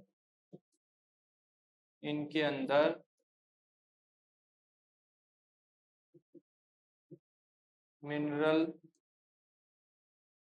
ऑयल भरा होता। ठीक है दोस्तों, पेपर में क्या होंगे, जो भी हमारे सिरामिक का जो पेपर आते हैं, मोमो कागज, ठीक है, क्या आते हैं दोस्तों, मोमो कागज। तो इसमें क्या करेंगे, मोमो कागज का, माइका में आप माइका के रूप में आप लोगों को पता ही अभ्रक होता है, क्या होता है दोस्तों, अभ्रक होता है। सेरामिका कैपेसिटर, सेरामिका जो कैपेसिटर होते हैं दोस्तों, जो भी हमारे अचालक पदार्थ होते हैं ना इनका हम यूज करते हैं। दूसरी चीज, अब ये कैपेसिटर दिखते कैसे हैं, देखो जैसे मैं बात करूं पेपर कैपेसिटर की, किसकी बात करूं दोस्तों, पेपर कैपेसिटर की, तो ये जो आप फिगर देख रहे हैं ये क्या है दोस्तों, हमारा पेपर कैपेसिटर है। क्या है दोस्तों, ये पेपर कैपेसिटर। ठीक है, इसी के साथ हम बात करेंगे माइका कैपेसिटर। तो देखो इलेक्ट्रॉनिक की जो भी आपकी पीसीबी होती है ना दोस्तों, उसमें क्या लगे होते हैं, ये कैपेसिटर लगे होते हैं। ठीक है, सिरामिक कैपेसिटर भी क्या होते हैं दोस्तों, ये हमारे उस पीसीबी वगैरह में लगे होते हैं। इलेक्ट्रोलाइटिक कैपेसिटर तो आपने काफी ज्यादा देखे होंगे, जो भी हमारे रेडियो टेप रिकॉर्डर, चाहे कोई खिलौना हो कुछ भी हो, उन सब में दोस्तों हम किनका यूज करते हैं, इलेक्ट्रोलाइटिक कैपेसिटर का यूज करते हैं। और दोस्तों जो ऑयल इलेक्ट्रिक कैपेसिटर होते हैं, तो आपको सबको पता है कि जो भी हम एयर कंडीशनिंग में जो दोस्तों यूज करते हैं ना, वो हमारे ऑयल कैपेसिटर का हम यूज करते हैं। ठीक है, जो भी हम रनिंग कैपेसिटर लेते हैं उसमें क्या होता है दोस्तों, ऑयल होता है। ठीक है, नेक्स्ट बात करेंगे दोस्तों इंडक्टर। देखो इंडक्टर क्या होते हैं, इंडक्टर इंडक्टेंस ये वैसे पूछ लिया जाता है, पूछता नहीं है, लेकिन हमें क्या है दोस्तों, इनके जो मान होने वो क्या होने चाहिए, पता होना चाहिए। तो आप सभी को पता है कि जो इंडक्टर होते हैं ना दोस्तों, इंडक्टर में क्या होता है, जब किसी वायर को आपस में मोड़कर, अर्थात ये कोई वायर है, ठीक है, ये हमारे पास कोई वायर है, इसको मोड़कर हम क्या करेंगे, एक तरफ से सप्लाई देंगे, क्या होगा दोस्तों, मैग्नेटिक उत्पन्न होगा। मैग्नेटिक तो उत्पन्न होगा, तो कोइल के रूप में हमने इसको बनाया है। किसके रूप में बनाया दोस्तों, कोइल के रूप में बनाया है। ठीक है, ये मैंने इसको कोइल के रूप में बना दिया। कोइल के रूप में इधर से मैं सप्लाई दूंगा तो क्या होगा, ईएमएफ उत्पन्न होगा। ठीक है, हमारा जो मैग्नेटिक है वो क्या होगा, उत्पन्न होगा। तो उसी के बेस पे दोस्तों ये क्या बताता है, इंडक्टर बताता है, जब किसी वायर को आपस में मोड़कर एक गोलाकार आकार दे दिया जाए। भाई गोलाकार आकार आपको सबको पता है कि जो भी हमारी मोटर वाइंडिंग होती है किसमें होती है, गोलाकार में होती है। ठीक है, इसके बाद इनके सिरों को, दोनों अंतिम सिरों के बीच एक विभवांतर को आरोपित किया जाए। विभवांतर हमने दोस्तों लगा दिया है। ठीक है, विभवांतर को लगाने के बाद में तब इसमें विद्युत धारा के प्रवाह होने की वजह से इसके चारों ओर एक चुंबकीय क्षेत्र उत्पन्न होता है। वही दोस्तों अपने जो फैन हो, चाहे कूलर हो, मोटर हो, कुछ भी हो, उनमें सब में क्या होते हैं दोस्तों, यही सिस्टम फॉलो होता है। इस प्रकार बने इलेक्ट्रॉनिक कंपोनेंट को हम क्या कहते हैं, इंडक्टर कहते हैं। दूसरी बात, इंडक्टर में इस प्रकार चुंबकीय क्षेत्र पर उत्पन्न करने की गुण को इंडक्टेंस कहते हैं। इंडक्टेंस का मात्रक क्या होता है दोस्तों, हेनरी होता है। ये आपको पता होना चाहिए, सबसे ज्यादा पूछा जाता है इंडक्टेंस का मात्रक क्या होता है, हेनरी होता है। नीचे चर्चा करेंगे। देखो मैं आपको समझा दूं, इसका जो फंडामेंटल ये है कि कोई भी हमारे जो चालक होते हैं ना, हमने क्या किया, कोइल बनाई। क्या बनाई दोस्तों, कोइल बनाई। ठीक है, कोइल की हमारे पास एक प्लस माइनस। ठीक है, हम जैसे ही दोस्तों इनमें सप्लाई देते हैं तो आपको पता है इसमें क्या होगा दोस्तों, मैग्नेट क्या होगा, उत्पन्न होगा। और जब मैग्नेट उत्पन्न होगा तो क्या होगा, यदि हमारे पास रोटर होगा तो क्लॉकवाइज घूमेगा, अलग है तो एंटी क्लॉकवाइज, जो भी होगा वो क्या करेगा, जो वो बल होगा ना दोस्तों, बल क्या करेगा, विपरीत बल। तो क्या होता है, तो सीधा या विपरीत। तो इसी प्रकार दोस्तों जो हमारे बल होता है, जो इकट्ठा बल जो जनरेट होता है, वो क्या करता है, मोटर वगैरह को घुमाता है, जो मैग्नेटिक कहलाता है अपना। तो ये फंडामेंटल होता है जो समझाने का। इंडक्टर यही होता है कि कोई भी कोइल को, कोई भी धातु को हम क्या करें, पहले उसको घुमा के राउंड दे दे, राउंड देने के बाद दोस्तों उसमें सप्लाई दे। तो ये चीज आपको पता होना चाहिए। नेक्स्ट बात करेंगे दोस्तों, काफी इंपोर्टेंट, इंडक्टेंस। इंडक्टेंस क्या होते हैं, इंडक्टेंस दोस्तों आप लोग देख रहे होंगे कि ऐसी परिपथ का वह गुण जिसके द्वारा विद्युत धारा मान में होने वाले परिवर्तनों का विरोध करता है, इंडक्टर्स कहलाते हैं। ठीक है, और इंडक्टर्स का मात्रक मैंने अभी लिखा था, क्या होता है दोस्तों, हेनरी होता है, तथा इसका प्रतीक क्या होता है दोस्तों, एल होता है। तो ये चीज भी आपको पता होना चाहिए। ठीक है दोस्तों, अब जो हम बात करेंगे दोस्तों, हम जो बात करेंगे वो काफी इंपोर्टेंट बात करेंगे। इंपोर्टेंट के तौर पे हम ये बात करेंगे कि आज मैं आपको कुछ सूत्र लिखवाऊंगा। क्या लिखवाऊंगा दोस्तों, सूत्र। और वो सूत्र आपके लिए काफी इंपोर्टेंट है, हर एग्जाम में दोस्तों उन सूत्रों का काफी जिक्र होता है। तो सबसे पहले दोस्तों सूत्र के बारे में बात करेंगे हम, ओम के नियम में। तो ओम का नियम का फंडामेंटल मैंने आपको क्या बताया था, क्या बताया था दोस्तों, बताओ भाई। आपको कुछ नहीं करना है, सॉरी, आपको कुछ नहीं करना है, एक त्रिभुज बनाना है। क्या बनाना है, त्रिभुज बनाना है। ऊपर वी, नीचे क्या होगी, इंडियन रेलवे होगा। और इंडियन रेलवे के ऊपर कौन बैठा है, हमारा विनोद बैठा है। ठीक है दोस्तों, अब बात करते हैं दोस्तों। देखो V बराबर, फर्स्ट जो समीकरण होगा V बराबर आई आर, सेकेंड सूत्र होगा I बराबर B बटे R, नेक्स्ट होगा दोस्तों R बराबर B बटे I। तो ये तो फंडामेंटल होता है हमारे ओम का। किसका होता है दोस्तों, ओम का। इसी के साथ हम पावर की बात करेंगे। किसकी बात करेंगे दोस्तों, पावर की। तो P बराबर क्या होता है दोस्तों, VI होता है। और P बराबर क्या होता है, V स्क्वायर बटे R होता है। और P बराबर क्या होता है, V स्क्वायर I होता है। तो ये भी आपको पता होना, आई सॉरी R होगा, रेजिस्टेंस। ये तीन सूत्र दोस्तों, ये है काफी इंपोर्टेंट। कितने, तीन और तीन, छह सूत्र हो गए।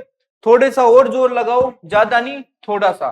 ठीक है, अब बात करेंगे यूनिट की। यूनिट का मैंने क्या बताया था आपको, वाट गुना समय बटे 1000। ठीक है दोस्तों, नेक्स्ट बात करेंगे पावर फैक्टर का। आप निकाल ही दोगे, शक्ति गुणांक जो भी हमारा वास्तविक शक्ति बटा आभासी शक्ति को हम क्या कहते हैं, पावर फैक्टर कहते हैं। और जो सबसे ज्यादा पूछा जाता है दोस्तों, अब वह हो प्रतिरोध। प्रतिरोध को श्रेणी क्रम में जोड़ना। किसमें जोड़ना दोस्तों, श्रेणी क्रम में जोड़ना। अब बात आती है श्रेणी क्रम से तात्पर्य प्रतिरोध को कैसे जोड़ते हैं। तो 1/R बराबर R1 plus R2 plus R3। दोस्तों ये प्लस प्लस चलता ही रहेगा, चाहे आपको कितने ही क्वेश्चन दे दे, फॉर्मूला हमारा यही लगेगा। ठीक है, चाहे इसको आर लिख दो, चाहे 1/r1 लिख दो, बात वही है। क्या है दोस्तों? बात वही है। ठीक है, ठीक। अब बात करेंगे दोस्तों, यदि यदि प्रतिरोध को समांतर क्रम में जोड़ना हो। दोस्तों आपको पता है कि जो भी हमारे प्रतिरोध होते हैं, क्या होते हैं दोस्तों? प्रतिरोध। उनको समांतर क्रम में जोड़ने के लिए हम क्या करते हैं दोस्तों? 1/r बराबर 1/r1 plus 1/r2 plus 1/r3। दोस्तों इस प्रकार ये क्या होगा? चलता ही रहेगा, और जहां तक चले वहां तक चलाते जाओ। एचसीएफ एलसीएम निकालने कुल के दोस्तों फंडामेंटल क्लियर, एग्जाम में हमारे जो 1 या 2 क्वेश्चन इनके आते हैं ये फिक्स हो जाते हैं। ठीक है दोस्तों, और बात करें, आप लोगों ने काफी बार सुना होगा कैपेसिटर को श्रेणी क्रम में जोड़ने पर। किसमें? श्रेणी क्रम में जोड़ने पर। और आपको पता है कि जब कैपेसिटर को हम श्रेणी क्रम में अर्थात किस में जोड़ रहे हैं दोस्तों?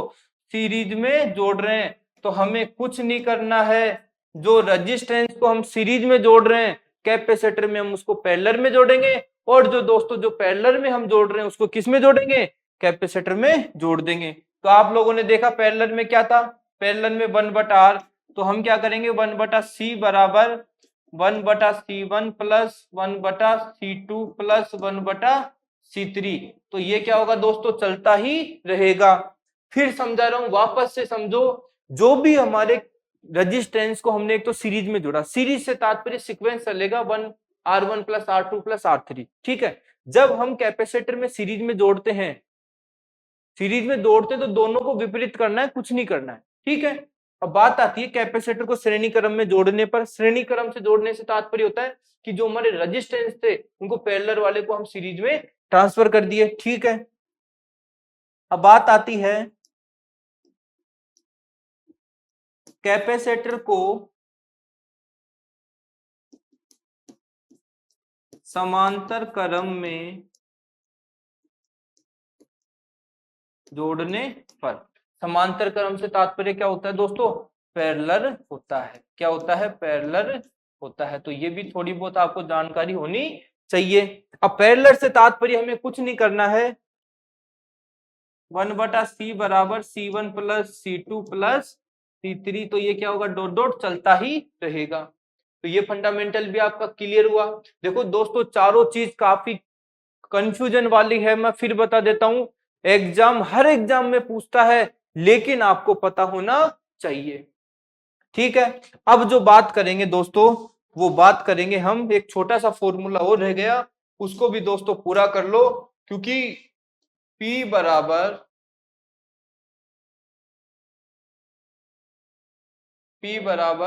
फॉर्मूला है दोस्तों,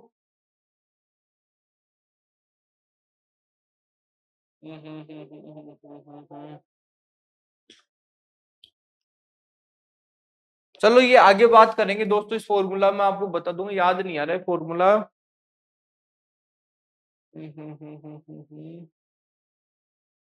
ठीक है, तो ये चीज आपको पता होना चाहिए।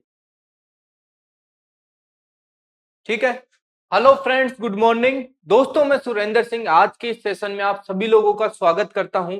जैसा कि दोस्तों आप लोग पोस्टर डेली डेली मतलब इलेक्ट्रिसिटी कभी पोल, इससे आप समझ चुके हैं कि अभी तक हमारा चैप्टर दोस्तों कंप्लीट नहीं हुआ है।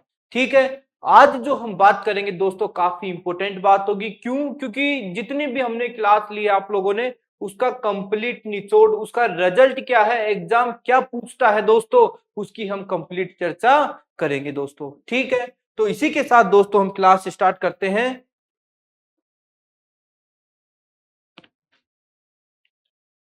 दोस्तों जो हम बात कर रहे थे कि इलेक्ट्रिसिटी में मैं आपको फिर एक बार रिपीट कर देता हूं, वापस से आपको पता होना चाहिए, ठीक है, क्योंकि बिना पता काम नहीं चलेगा, ये आपको जरूरी है। मैं हर बार आपको कहता हूं कि सूत्र आपको याद रखने पड़ेंगे, सूत्र की कोई दवाई नहीं है, ट्रिक होती है, जैसे मैंने बताया ओम की, ठीक है, VIR, ठीक है। फटाफट देखो दोस्तों, V बराबर IR, V बराबर सॉरी R बराबर B बटा I, और इसी के साथ में दोस्तों I बराबर B बटे R। तीन फॉर्मूले मैंने कल आपको याद करने के लिए दिए थे, वो याद हो गए होंगे आई थिंक। नेक्स्ट बात करते हैं दोस्तों, हमने पावर की भी बात करी थी, किसकी बात करी थी, पावर बराबर BI, पावर बराबर B स्क्वायर बटा R, पावर बराबर दोस्तों V स्क्वायर R। तो ये भी हमारे क्या थे, फॉर्मूले थे। ये क्या है दोस्तों, गुना है, ध्यान रखना ना, जब ऐसा हो ना V और I है तो इनको हम क्या मानते हैं दोस्तों, दोस्तों गुना मानते हैं, ठीक है, मल्टीप्लाई होते हैं, ये भी याद हो गया आपको। नेक्स्ट जो बात करें दोस्तों, पावर बराबर एनर्जी बटा समय, ये भी हमारा सूत्र होता है। इसी के साथ हम रेजिस्टेंस की बात करते हैं, किसकी, रेजिस्टेंस की बात कर लेते हैं। रेजिस्टेंस को दोस्तों सीरीज में कैसे जोड़ेंगे, कुछ नहीं करना है, R बराबर R1 plus R2 plus R3, दोस्तों गाड़ी चलती रहेगी। इसी के साथ दोस्तों इसको हम समांतर में बात करें, किस में बात करेंगे, समांतर में कुछ क्या करना है दोस्तों, 1 बटा R बराबर 1 बटा R1 प्लस 1 बटा R2 प्लस 1 बटा R3, और ये चलता रहेगा, ठीक है। इसी के साथ ये तो बात होगी हमारी रेजिस्टेंस की, इसी के साथ हम बात करेंगे दोस्तों कैपेसिटर की, किसकी बात करेंगे, कैपेसिटर की बात करेंगे। कैपेसिटर में भी फंडामेंटल हमारा वही था, ये क्या होता है दोस्तों, सीरीज में क्या होता है, जो भी हमारे 1/C होंगे, 1/C सॉरी 1/C बराबर 1/C2 प्लस 1/C3, तो ये क्या होगा दोस्तों, चलता रहेगा। इसी के साथ हम बात करें समांतर क्रम की, ठीक है। समांतर क्रम में क्या होता है दोस्तों, जो हमारा ये पैरेलल है उसको उल्टा कर देंगे, और जो कैपेसिटर जो हमारा सीरीज है उसको हम पैरेलल बना देंगे।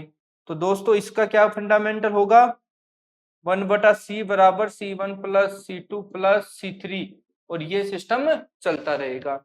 इसी के साथ में यूनिट की भी बात की थी भाई, यूनिट जब हम निकालेंगे तो हम क्या करेंगे, वाट गुना समय बटे 1000, तो ये भी हमने बात की थी दोस्तों। तो ये काफी इंपॉर्टेंट फॉर्मूले होते हैं, आज इन फॉर्मूलों का दोस्तों कंप्लीट हम चर्चा करेंगे। बस स्टार्ट करते हैं दोस्तों, क्वेश्चन नंबर 1। क्वेश्चन नंबर दोस्तों जो हमारा 1 है वो क्या कहता है, यदि दो रेजिस्टेंस है, कितने रेजिस्टेंस है दोस्तों, मैं आपको बता दूं 1 सेकेंड, ये हमारे पास दो रेजिस्टेंस है, ठीक है। इन दो रेजिस्टेंस को 6 और 10 ओम है, कितना ओम है दोस्तों, ये हमारा 6 ओम है, और ये दोस्तों हमारा 10 ओम है, ठीक है। इनको सीरीज सर्किट में जोड़ा जाता है, किस में जोड़ा जाता है दोस्तों, सीरीज में। अब आपको पता है कि जब सीरीज में जोड़ना है तो करना क्या है, कुछ नहीं करना है दोस्तों, सीरीज का फॉर्मूला क्या होता है, मैंने रेजिस्टेंस बराबर R1 प्लस R2, इसी के साथ R बराबर रेजिस्टेंस 1, ये तो हमारा हो गया दोस्तों रेजिस्टेंस 1, और ये हो गया दोस्तों रेजिस्टेंस 2। समझ में आई बात, जब रेजिस्टेंस 1 और रेजिस्टेंस 2 को जब सीरीज में जोड़ने के लिए कहता है ना दोस्तों, हमें कुछ नहीं करना है, 6 प्लस 10 करना है, R बराबर क्या आ जाएगा दोस्तों, 16 ओम हमारा आंसर आ जाएगा। ओम लगाना जरूर भूल जाना, नहीं तो टिकी नहीं निकलेगी आप लोगों के, ठीक है, ओम जरूरी है। समझ में आई बात दोस्तों, तो ये बिल्कुल बहुत बढ़िया सॉल्यूशन होता है। इसी के साथ में दूसरी बात देखो, जब क्वेश्चन आपको ये कह रहा है कि सीरीज में जोड़ना है, और इस सीरीज को ऐसा नहीं है कि बाद में पैरेलल में भी जोड़ना है किसी दूसरी इकाई के साथ, कुछ नहीं करना है दोस्तों, बस आपको इतना ध्यान रखना है कि हमें करना क्या है, सीरीज में कहेगा तो फॉर्मूला होगा हमारा R1 प्लस R2, इसमें हम जोड़ देंगे, तो इतना बड़ा करने की जरूरत थोड़ी है दोस्तों, हमें डायरेक्ट क्या करना है, क्वेश्चन पे, क्वेश्चन को ही पढ़ के हमें सीरीज 6 10 16 आंसर, 16 ओम आंसर हो जाएगा। तो ऐसे काम करना है, समझ में आशा करता हूं।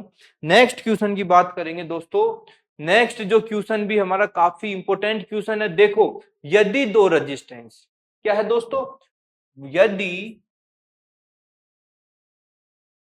दो रेजिस्टेंस है, ये हमारा क्या है R1, ये क्या है दोस्तों R2। ठीक, अब बात आती है रेजिस्टेंस 6 और 10 ओम है। ये कितना है दोस्तों हमारा 6 ओम है और ये कितना है हमारा 10 ओम है। अब बात आ रही है दोस्तों, पिछले क्वेश्चन में तो इसने क्या किया था, समांतर क्रम, ठीक है, समांतर क्रम में जोड़ने के लिए कहा था, सॉरी सीरीज में। अब की बार कह रहा है दोस्तों कि आप इनको किस में जोड़ो, अब आप इनको पैरेलल में जोड़ो अर्थात समांतर क्रम में जोड़ो। तो आप लोगों को पता है कि जब हम कैपेसिटर को, सॉरी रेजिस्टेंस की बात हो रही है, कैपेसिटर की बात नहीं हो रही है।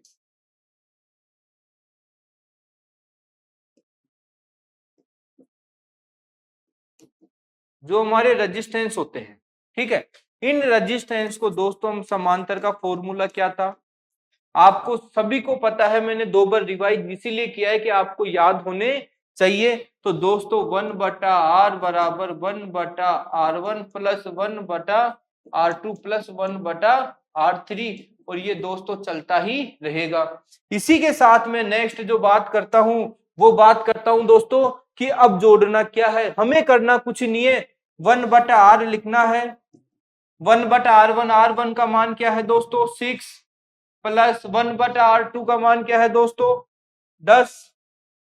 अब हमें कुछ नहीं करना, मैथ आप लोगों ने अच्छी तरीके से पढ़ी होगी, ऐसी कोई बात नहीं है, करना कुछ नहीं है, लघुत्तम लेना है। लघुत्तम कितना आएगा दोस्तों बताओ, क्या 30 ले लें? देखो वो संख्या लेनी है जो कम से कम कटे, फिर भी यदि लघुत्तम नहीं आता है दोस्तों, मैं एक ही सिखाता हूं, फिर 10 करो 6 करो, भाग देते रहो, 3 3 5 5 या 15, 15 दूना 30, ऐसे करोगे तो इतना मतलब एग्जाम में टाइम नहीं होता है अपने पास, तो डायरेक्ट देखो सोचो, 6 है 10 है, 6 10 से कटने वाली कौन सी संख्या है सबसे छोटी, 30 है। कितनी है दोस्तों 30 है, ठीक है, 6 का भाग 30 में दूंगा, 56 30 प्लस 3 बराबर कितना आ गया दोस्तों 8/30।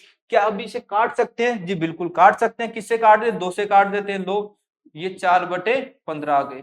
कितने आ गए दोस्तों 4/15। लेकिन अभी तक जो क्वेश्चन आंसर है ना 4/15 नहीं है, इसको हमेशा ध्यान रखना। यदि आपने 4/15 कर दिया दोस्तों तो खेल खत्म हो जाएगा। तो खेल खत्म नहीं करना है तो कुछ मत करना, जो ये 1/r अपना चल रहा है, अभी ये रुका नहीं है, 1/r चल रहा है, तो 1/r बराबर क्या हो गया दोस्तों 4/15, ठीक है। और जब हम इनको या तो आप उल्टा कर दो चाहे कुछ भी कर दो, कभी भी हम पैरेलल की बात करें दोस्तों, इस जो लास्ट में जो उत्तर आता है उसको क्या करते हैं हम उल्टा करते हैं। इसको उलट दो, यहां तक पहुंचने की आपको आवश्यकता नहीं पड़ेगी। अब इसी को देखो, जैसे ये वर्ज गुना होंगे, वर्ज गुना होंगे क्या होंगे दोस्तों, ये ऊपर आ जाएगा r बराबर 15/4।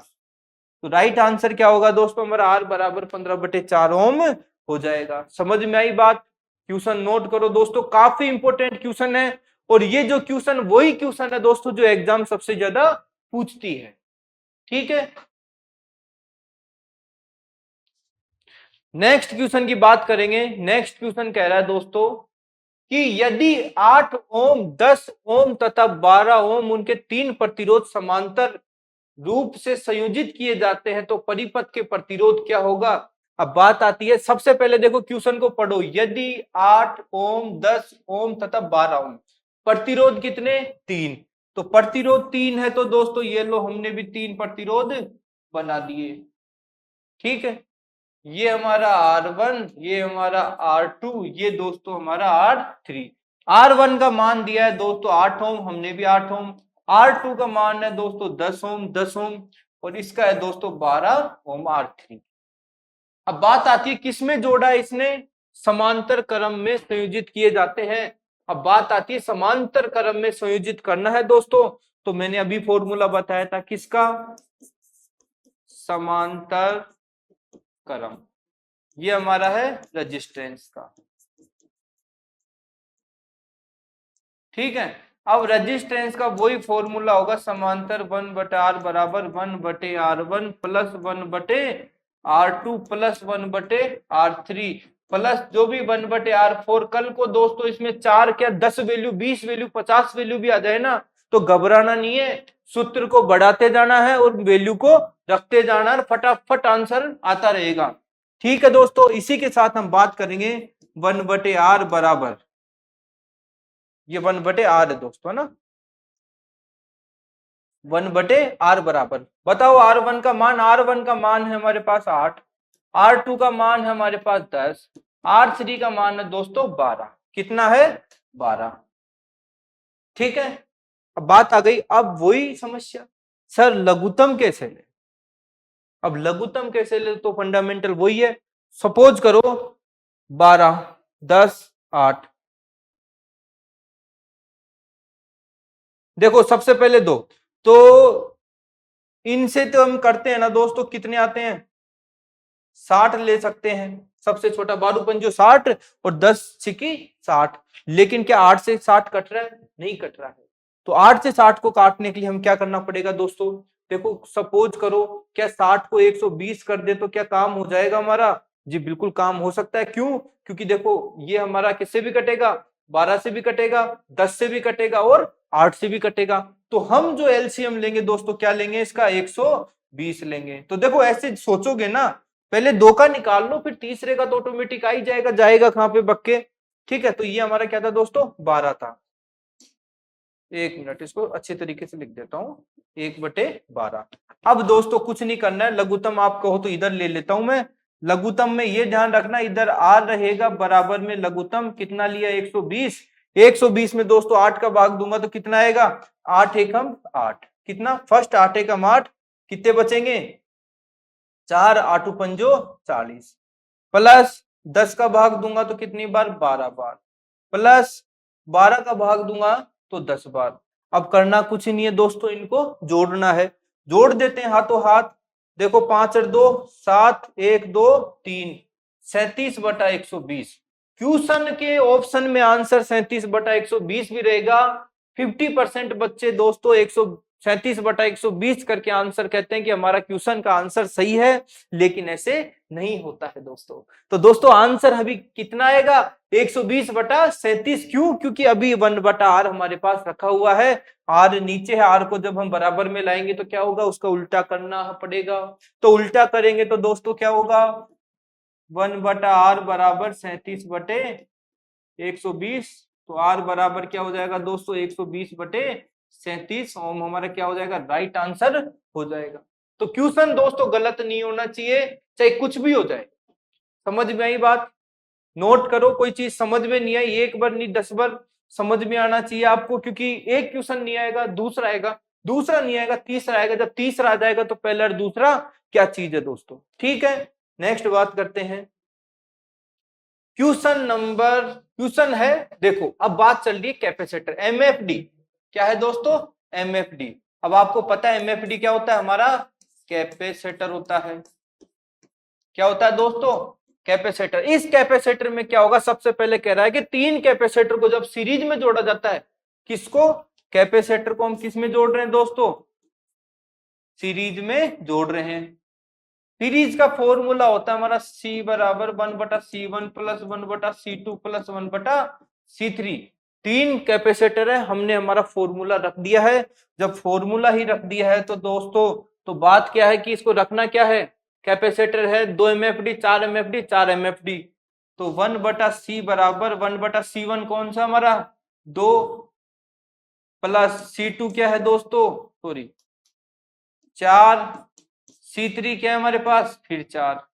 अब देखो लघुत्तम 1/C बराबर लघुत्तम क्या आएगा दोस्तों? 4 आएगा। कितना आएगा दोस्तों?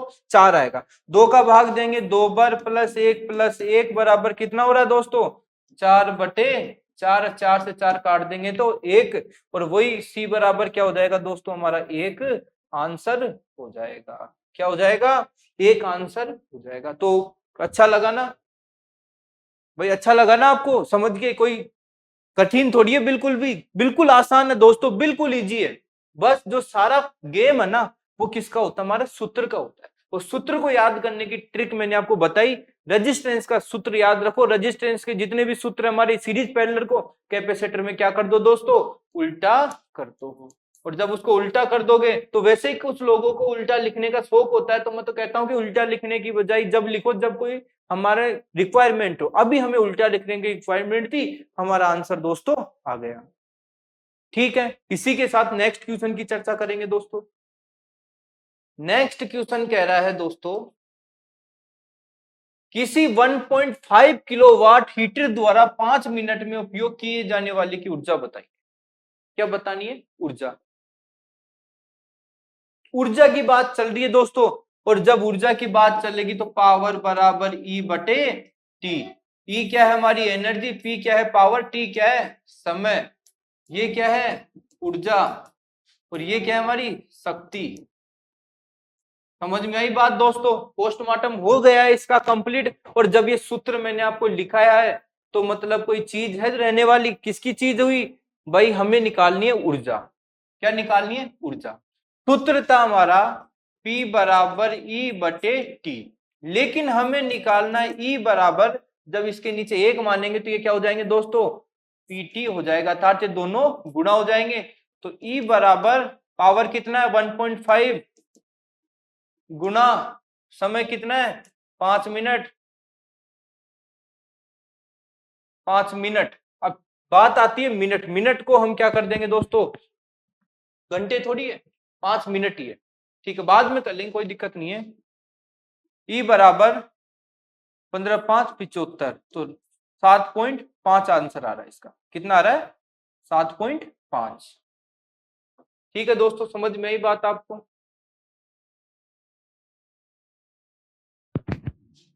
ठीक है, तो ये चीज आपको पता होना चाहिए, सूत्र आपको याद होना चाहिए, बिना सूत्र के दोस्तों काम नहीं होगा। नेक्स्ट बात करेंगे दोस्तों।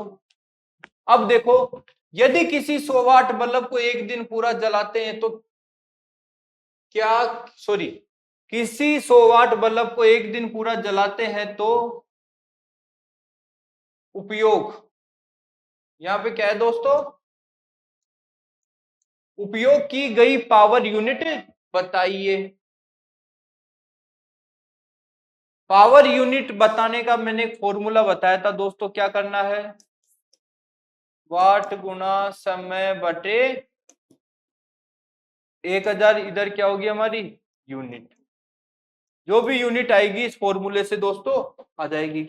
इसी के साथ में हम बात करेंगे तो यूनिट वाट कितने हैं, वाट है 100, जला कितनी देर रहे हैं, एक दिन, एक दिन में कितने घंटे होते हैं दोस्तों, 24 घंटे होते हैं।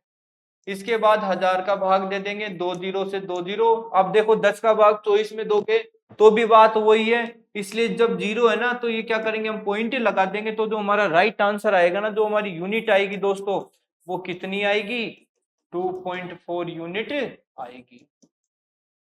कितनी आएगी दोस्तों, 2.4 यूनिट आएगी। समझ में आई बात, काफी अच्छा क्वेश्चन है। देखो, फॉर्मूला आपको याद रखना पड़ेगा, बिना फॉर्मूले के काम नहीं चलेगा दोस्तों।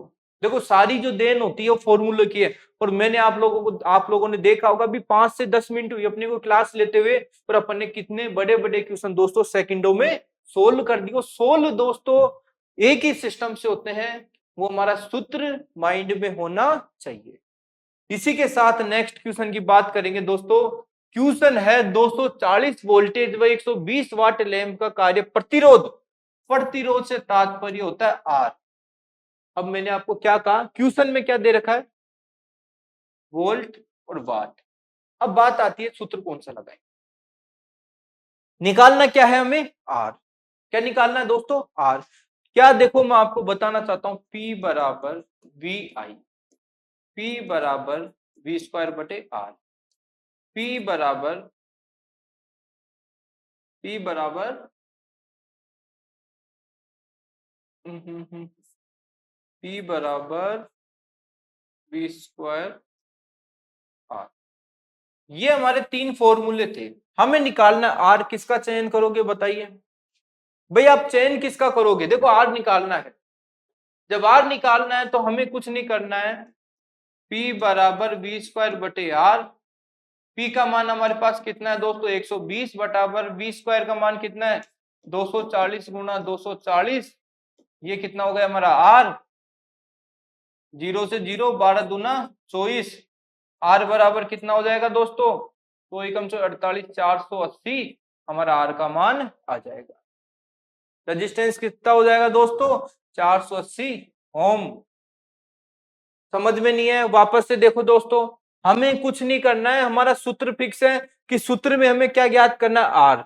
यहाँ पे क्या इसमें आर दे रखा है, नहीं दे रखा, इसमें दे रखा है, इसमें भी दे रहा है, लेकिन स्क्वायर के साथ में है, तो हमें ऐसी कोई बात नहीं है। देखो कुछ भी नहीं करना है, जैसे ये आ गई, इसको भी क्या करना है दोस्तों, इसको इधर रख लो, इसको नीचे भेज दो भाई, इसको नीचे भेज दो तो भी वही निकल के आएगा। इससे भी निकाल सकते हैं, देखो P बराबर V स्क्वायर R, ठीक है, R बराबर P बटा V स्क्वायर, तो P बराबर R निकालना, R बराबर P कितना था हमारे पास 120, R कितना हुआ 240 गुना 240, 12 दूना 24, R बराबर कितना हो गया दोस्तों 480। तो हम इससे भी निकाल सकते हैं, इससे भी निकाल सकते हैं। तो आपको दोस्तों जो कंप्लीट है ना, वो क्या याद होना चाहिए, सूत्र याद होना चाहिए। बिना सूत्र के अभाव में दोस्तों आंसर लाना मुश्किल ही नहीं बल्कि नामुमकिन भी है। मैं कहता हूं यदि आपको याद नहीं होते, एक बार प्रैक्टिस करो, 2 बार करो, 3 बार करो, उनको लिखो, आपको दोस्तों याद पक्के होंगे, ऐसी कोई बात नहीं है। ठीक है, क्वेश्चन समझ में आया, कुछ नहीं किया हमने। देखो आप लोगों ने देखा P का मान कितना दे रखा था 120, वोल्टेज हमारे कितने थे 240, हमें ज्ञात करना था R। हमने फॉर्मूला उठाया P बराबर V स्क्वायर बटे R। जब P का मान हमें 120 दे रखा है और V का मान 240 दे रखा है, तो हम क्या करेंगे 240 गुना 240 बटा R ज्ञात करना। इधर हमारा 120 आ गया, 120 आने के बाद दोस्तों इनको काट पीट के जो हमारा राइट आंसर आएगा 480 ओम आएगा। तो ये चीज आपको पता होना चाहिए दोस्तों, ठीक है। नेक्स्ट बात करेंगे दोस्तों क्वेश्चन नंबर 60। क्वेश्चन नंबर 60 कह रहा है दोस्तों 60 वाट के बल्ब को 240 वोल्ट की वोल्टता से जोड़ा जाता है तो एम्पियर में धारा ज्ञात करो। देखो हमें क्या दे रखा है, P कितना दे रखा है 60, V कितना दे रखा है दोस्तों 240, कितना दे रखा है 240। ज्ञात क्या करना है, एम्पियर की धारा। क्या करना है दोस्तों, एम्पियर को हम किससे डिनोट कर देते हैं दोस्तों, I से। I हमें पूछ रहा है, ये क्वेश्चन की थ्योरी बन जाती है, हमें क्या करना है क्या नहीं करना। सूत्र के तौर पे मैंने आपको फिर भी बताया था P बराबर VI। क्या हमें P का मान दे रखा है, बिल्कुल दे रखा है। क्या V का मान दे रखा है, दे रखा है। ज्ञात करना है, क्या करना है दोस्तों I। और जब I ज्ञात करना है तो इतनी तकलीफ क्यों लेंगे दोस्तों, भाई I ज्ञात करना है तो हम इतनी तकलीफ क्यों लेंगे। तो देख लो, अब जब इसको सोल्व करते हैं तो हम इसको देखो 2 प्रकार से सोल्व करेंगे, ठीक। तो जैसे P का मान क्या था दोस्तों, हमारे पास पावर था हमारे पास 60 वाट बराबर V का मान कितना है हमारे पास 240, ये गुना में I, ठीक। इस 0 से 0 6 चौका 24, तो I का मान कितना हो गया 204 एम्पियर आ जाएगा। इसी के साथ यदि हम दूसरे तौर पे P बराबर VI, ठीक, I बराबर P बटा V, क्या होगा दोस्तों P बटा V होगा, ठीक। सॉरी V बटा वो होगा दोस्तों, 1 सेकेंड,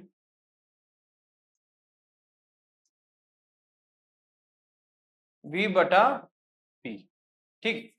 वोल्टेज कितना दिया है दोस्तों, माने वोल्ट कितने हैं, वोल्ट है हमारे 240 वोल्ट, कितने हैं दोस्तों 240 वोल्ट। और P कितना है दोस्तों 60, कितना आ गया I बराबर 4 एम्पियर। क्या दोनों से आंसर वही निकला है, बस फंडामेंटल थोड़ा सा लगता, कुछ बच्चों को क्या होता है इसको करने में दिक्कत होती है, तो बच्चों आप ऐसे भी कर सकते हो, ऐसी कोई बात नहीं, इससे आंसर नहीं आएगा, दोनों से आंसर क्या होगा दोस्तों आपका मैच होगा। समझ में आई बात, नोट करो, ठीक है। इसी के साथ हम नेक्स्ट क्वेश्चन की बात करेंगे। नेक्स्ट क्वेश्चन है दोस्तों, नेक्स्ट क्वेश्चन है दोस्तों जब 1/6 ओम के किसी प्रतिरोध के 1/4 प्रतिरोध के समांतर में जोड़ा जाता है तो उसका समकक्ष प्रतिरोध क्या होगा। अब बात आती है कि अब तक तो हम जोड़ रहे थे 1 2 3 4, लेकिन अब जब बात आ गई है दोस्तों 1/6 1/4, तो इसमें कुछ बच्चों को कंफ्यूज होता है। कंफ्यूज नहीं होना है दोस्तों। सबसे पहले क्या पूछ रहा है, समांतर क्रम में जोड़ा जाता है किसको, रजिस्टेंस को। तो हम कहते हैं कि प्रतिरोध का समांतर का, किसका, समांतर का सूत्र क्या था दोस्तों, 1/R1 प्लस 1 बराबर 1/R1 plus 1/R2 plus 1/R3 चलता रहेगा। अब बात आती है 1/R, ये कोई हमारे प्रतिरोध थे, ये R1 ये R2। R1 है दोस्तों 1/6, कितना है 1/6, और R2 है दोस्तों 1/4, कितना है दोस्तों 1/4। हमारा जो सूत्र है 1/R1, R1 क्या है दोस्तों 1/, अब देखो R1 कितना हो जाएगा 1/6। ठीक है, इसके नीचे भी, एक के नीचे हम क्या मान सकते हैं दोस्तों, एक मान सकते हैं। इसी के साथ आगे बात करेंगे 1/R2, 1/R2 कितना है दोस्तों 1/4। अब देखो आपको सबको पता है कि ये क्या होंगे, इधर भगेंगे भगेंगे तो 1/R बराबर कितना होगा 4/1 प्लस 6/1 प्लस 4/1। ठीक है, 1/R बराबर हमें क्या करना है, लघुत्तम लेंगे 1, 6 प्लस 4 बराबर 10/1, और 1/R बराबर 10/1। ठीक है, एक एक गुना होंगे, R बराबर क्या आ जाएगा दोस्तों हमारा 10 आ जाएगा, 1/10 आएगा ना, उल्टा करना पड़ेगा इसको, R बराबर 1/10। तो ये हमारा आंसर होगा। समझ में आई बात।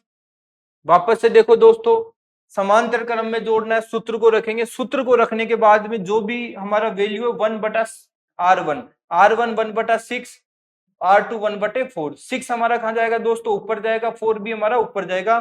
तो 1/R1 की जगह हमारा 6/1, R2 की जगह 4/1। इसी के साथ हम इनका लघुत्तम लेके 10/1 आएगा। लेकिन आपको पता है कि जब ये वैल्यू आती है तो हमें क्या करना होता है, उल्टा करना होता है। क्यों, क्योंकि ये 1/R को जब गुना मल्टीप्लाई होंगे क्या होगा दोस्तों, ये हो जाएगा हमारा 1/10। तो राइट आंसर क्या होगा दोस्तों हमारा 1/10 ओम हमारा राइट आंसर होगा। ठीक है, समझ में आई बात। तो ये नोट करो दोस्तों।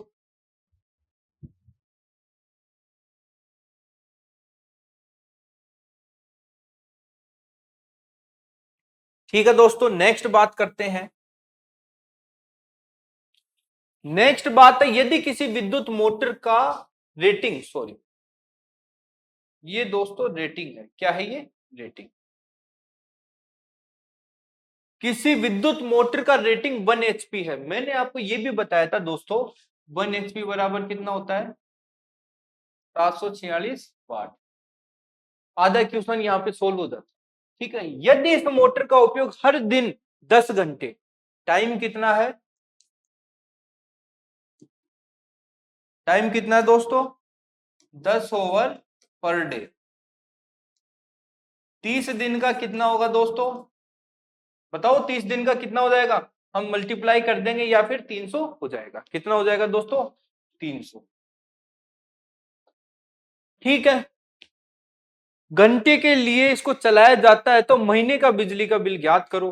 करना कुछ नहीं है, सूत्र क्या था आपका, क्या सूत्र था हमारा, वाट गुणा समय बटे 1000।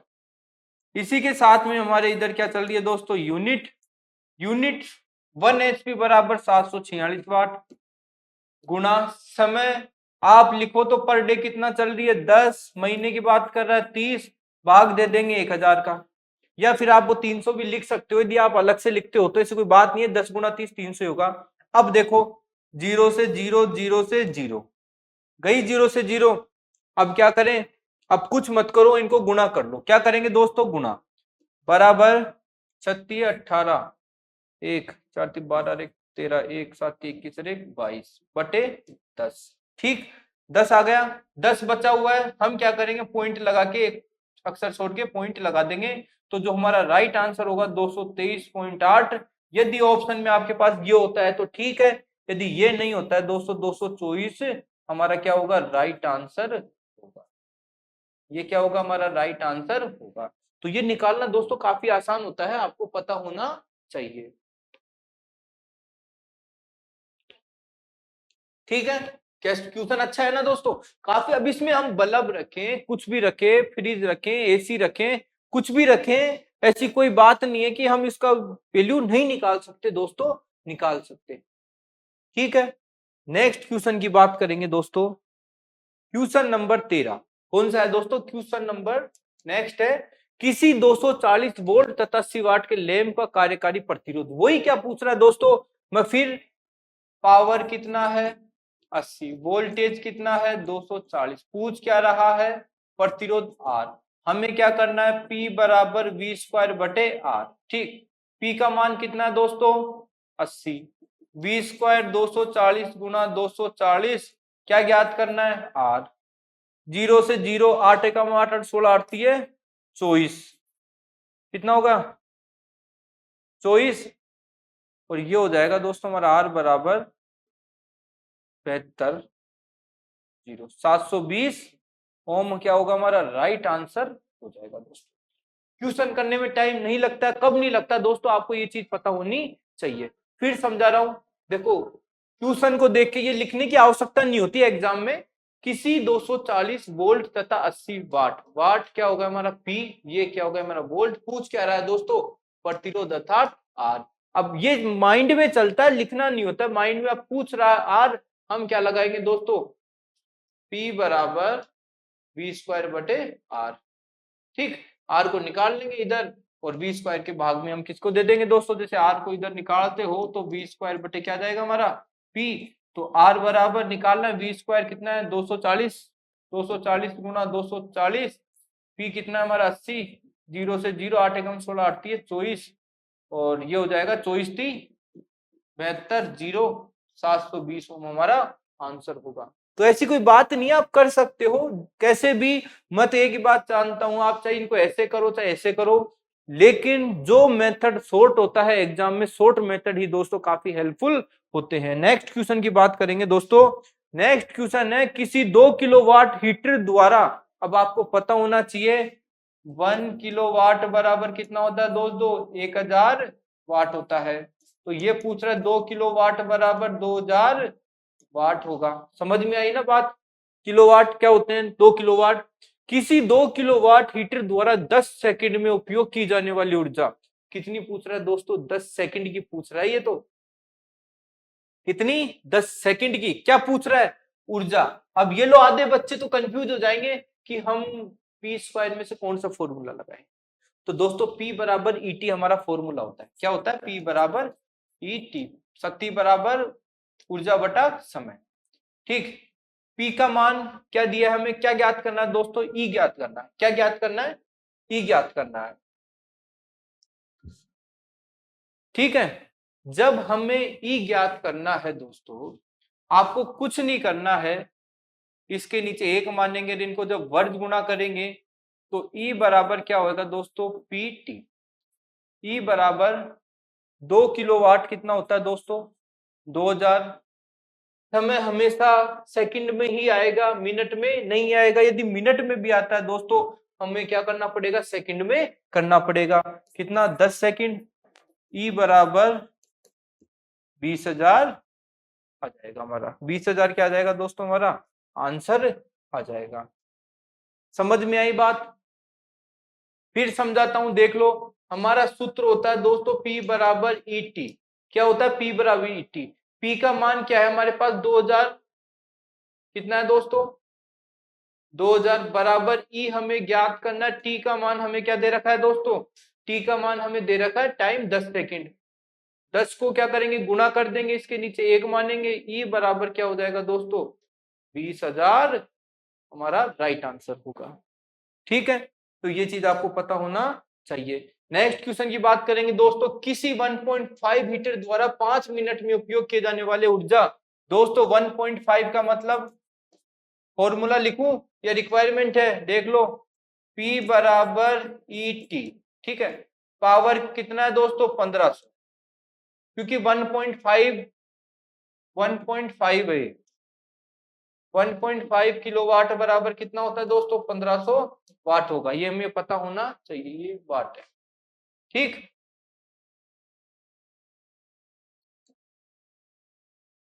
पंद्रह सौ बराबर ई ज्ञात करना है, समय दिया है हमें दोस्तों कितना 5 × 60, क्योंकि समय को किस में बदलेंगे सेकंड में बदलेंगे, सेकंड में बदलेंगे तो दोस्तों कितना हो जाएगा, इधर तो हमारा 1500 बराबर 5 × 30 कितना 300, और 300 हो जाएगा, 300 हो गया, इसके नीचे एक 15×3 = 45, तो ई बराबर क्या हो जाएगा दोस्तों 45, तो आंसर आ जाएगा, ठीक है। तो ये चीज आपको पता होना चाहिए।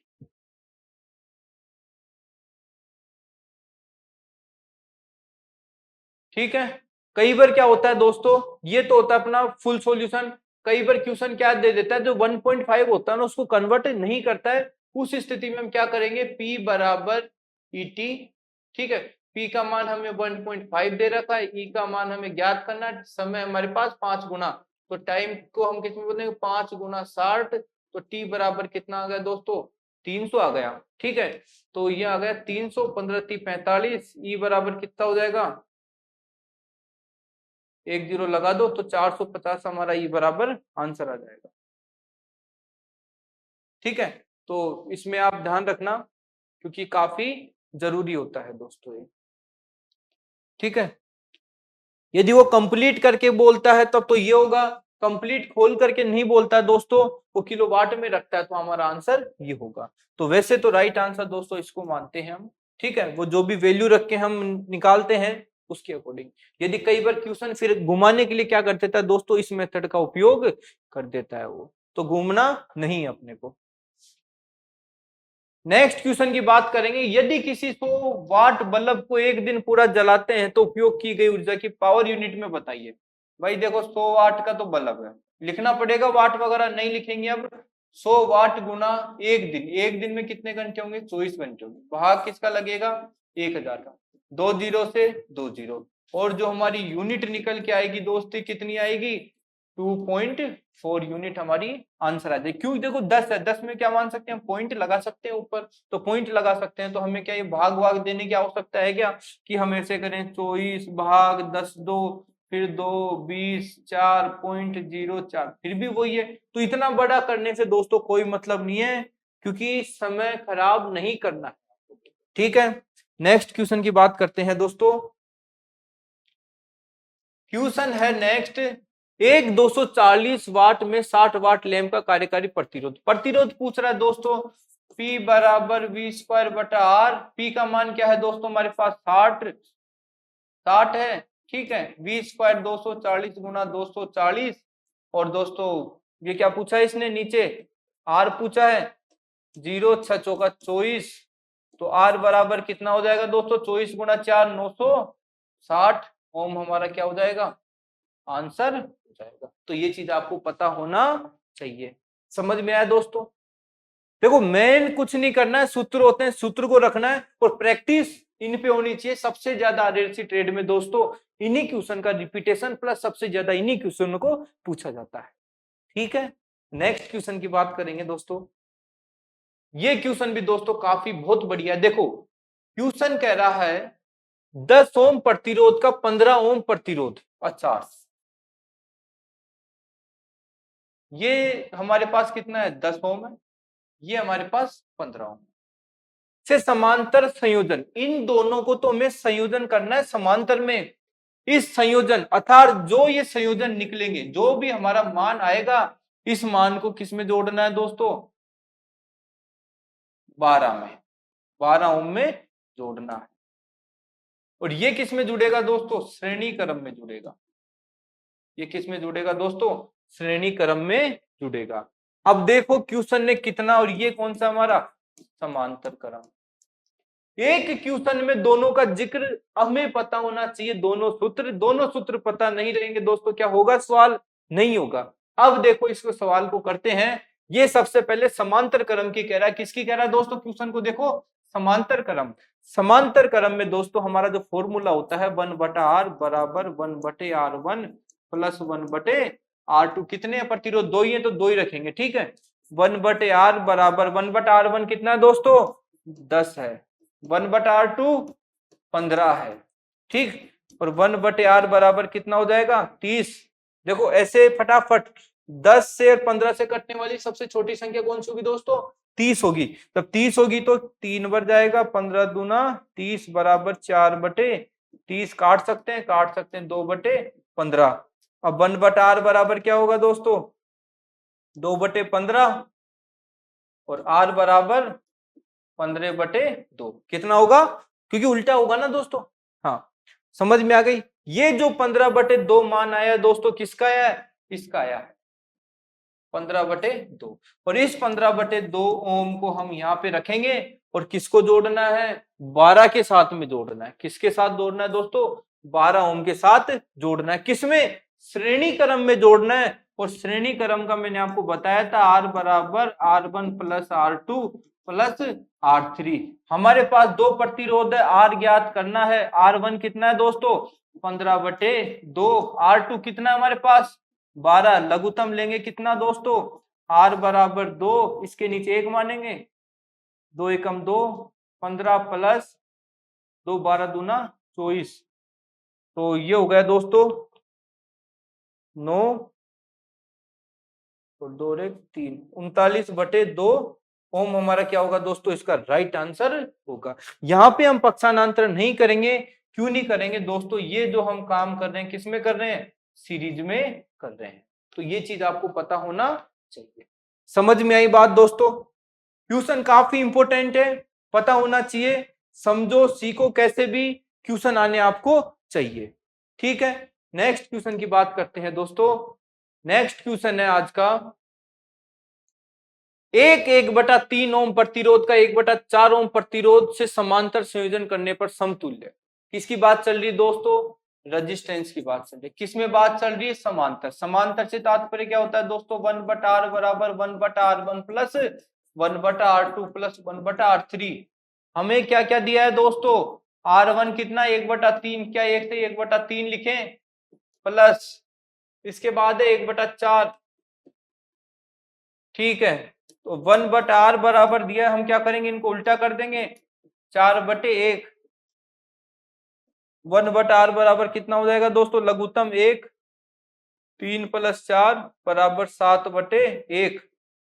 और इधर क्या हो जाएगा दोस्तों? 1/r बराबर 7/1 और r बराबर क्या हो जाएगा दोस्तों? 1/7 ओम हमारा क्या हो जाएगा? आंसर हो जाएगा। तो ये देखो दोस्तों, सवाल आप इजी लेवल पे जब भी कंप्लीट होते हैं जब हमारा क्या होता है? फंडामेंटल क्लियर होता है, ठीक है। नेक्स्ट क्वेश्चन की बात करेंगे दोस्तों आप लोगों ने देखा हमने काफी क्वेश्चन करे, ठीक है। मेरा जो क्वेश्चन करवाने का जो तात्पर्य होता है दोस्तों, वो इसीलिए था क्योंकि एग्जाम क्या पूछती है, हम क्या पढ़ते हैं बुक्स वगैरह में दोस्तों, हजारों पेज इलेक्ट्रिसिटी के लिए, लेकिन जो बेसिक तौर पे हमें जो पढ़ना चाहिए वो इन्हीं को ज्यादा हमें फोकस रखना चाहिए, क्योंकि सबसे ज्यादा क्वेश्चन दोस्तों इसी में पूछे जाते हैं। इसी के साथ दोस्तों जो हमारा सेशन है समाप्त करते हैं। और दोस्तों इसकी जो टेस्ट सीरीज है उसमें मैंने कुछ एक्स्ट्रा में भी आपके क्वेश्चन डाले हैं जो काफी आपके हेल्पफुल रहेंगे, ठीक है। तो दोस्तों ठीक है, तब मिलते हैं नेक्स्ट क्लास में और कुछ नया टॉपिक स्टार्ट करते हैं दोस्तों। ओके दोस्तों, thank you, take care, bye bye.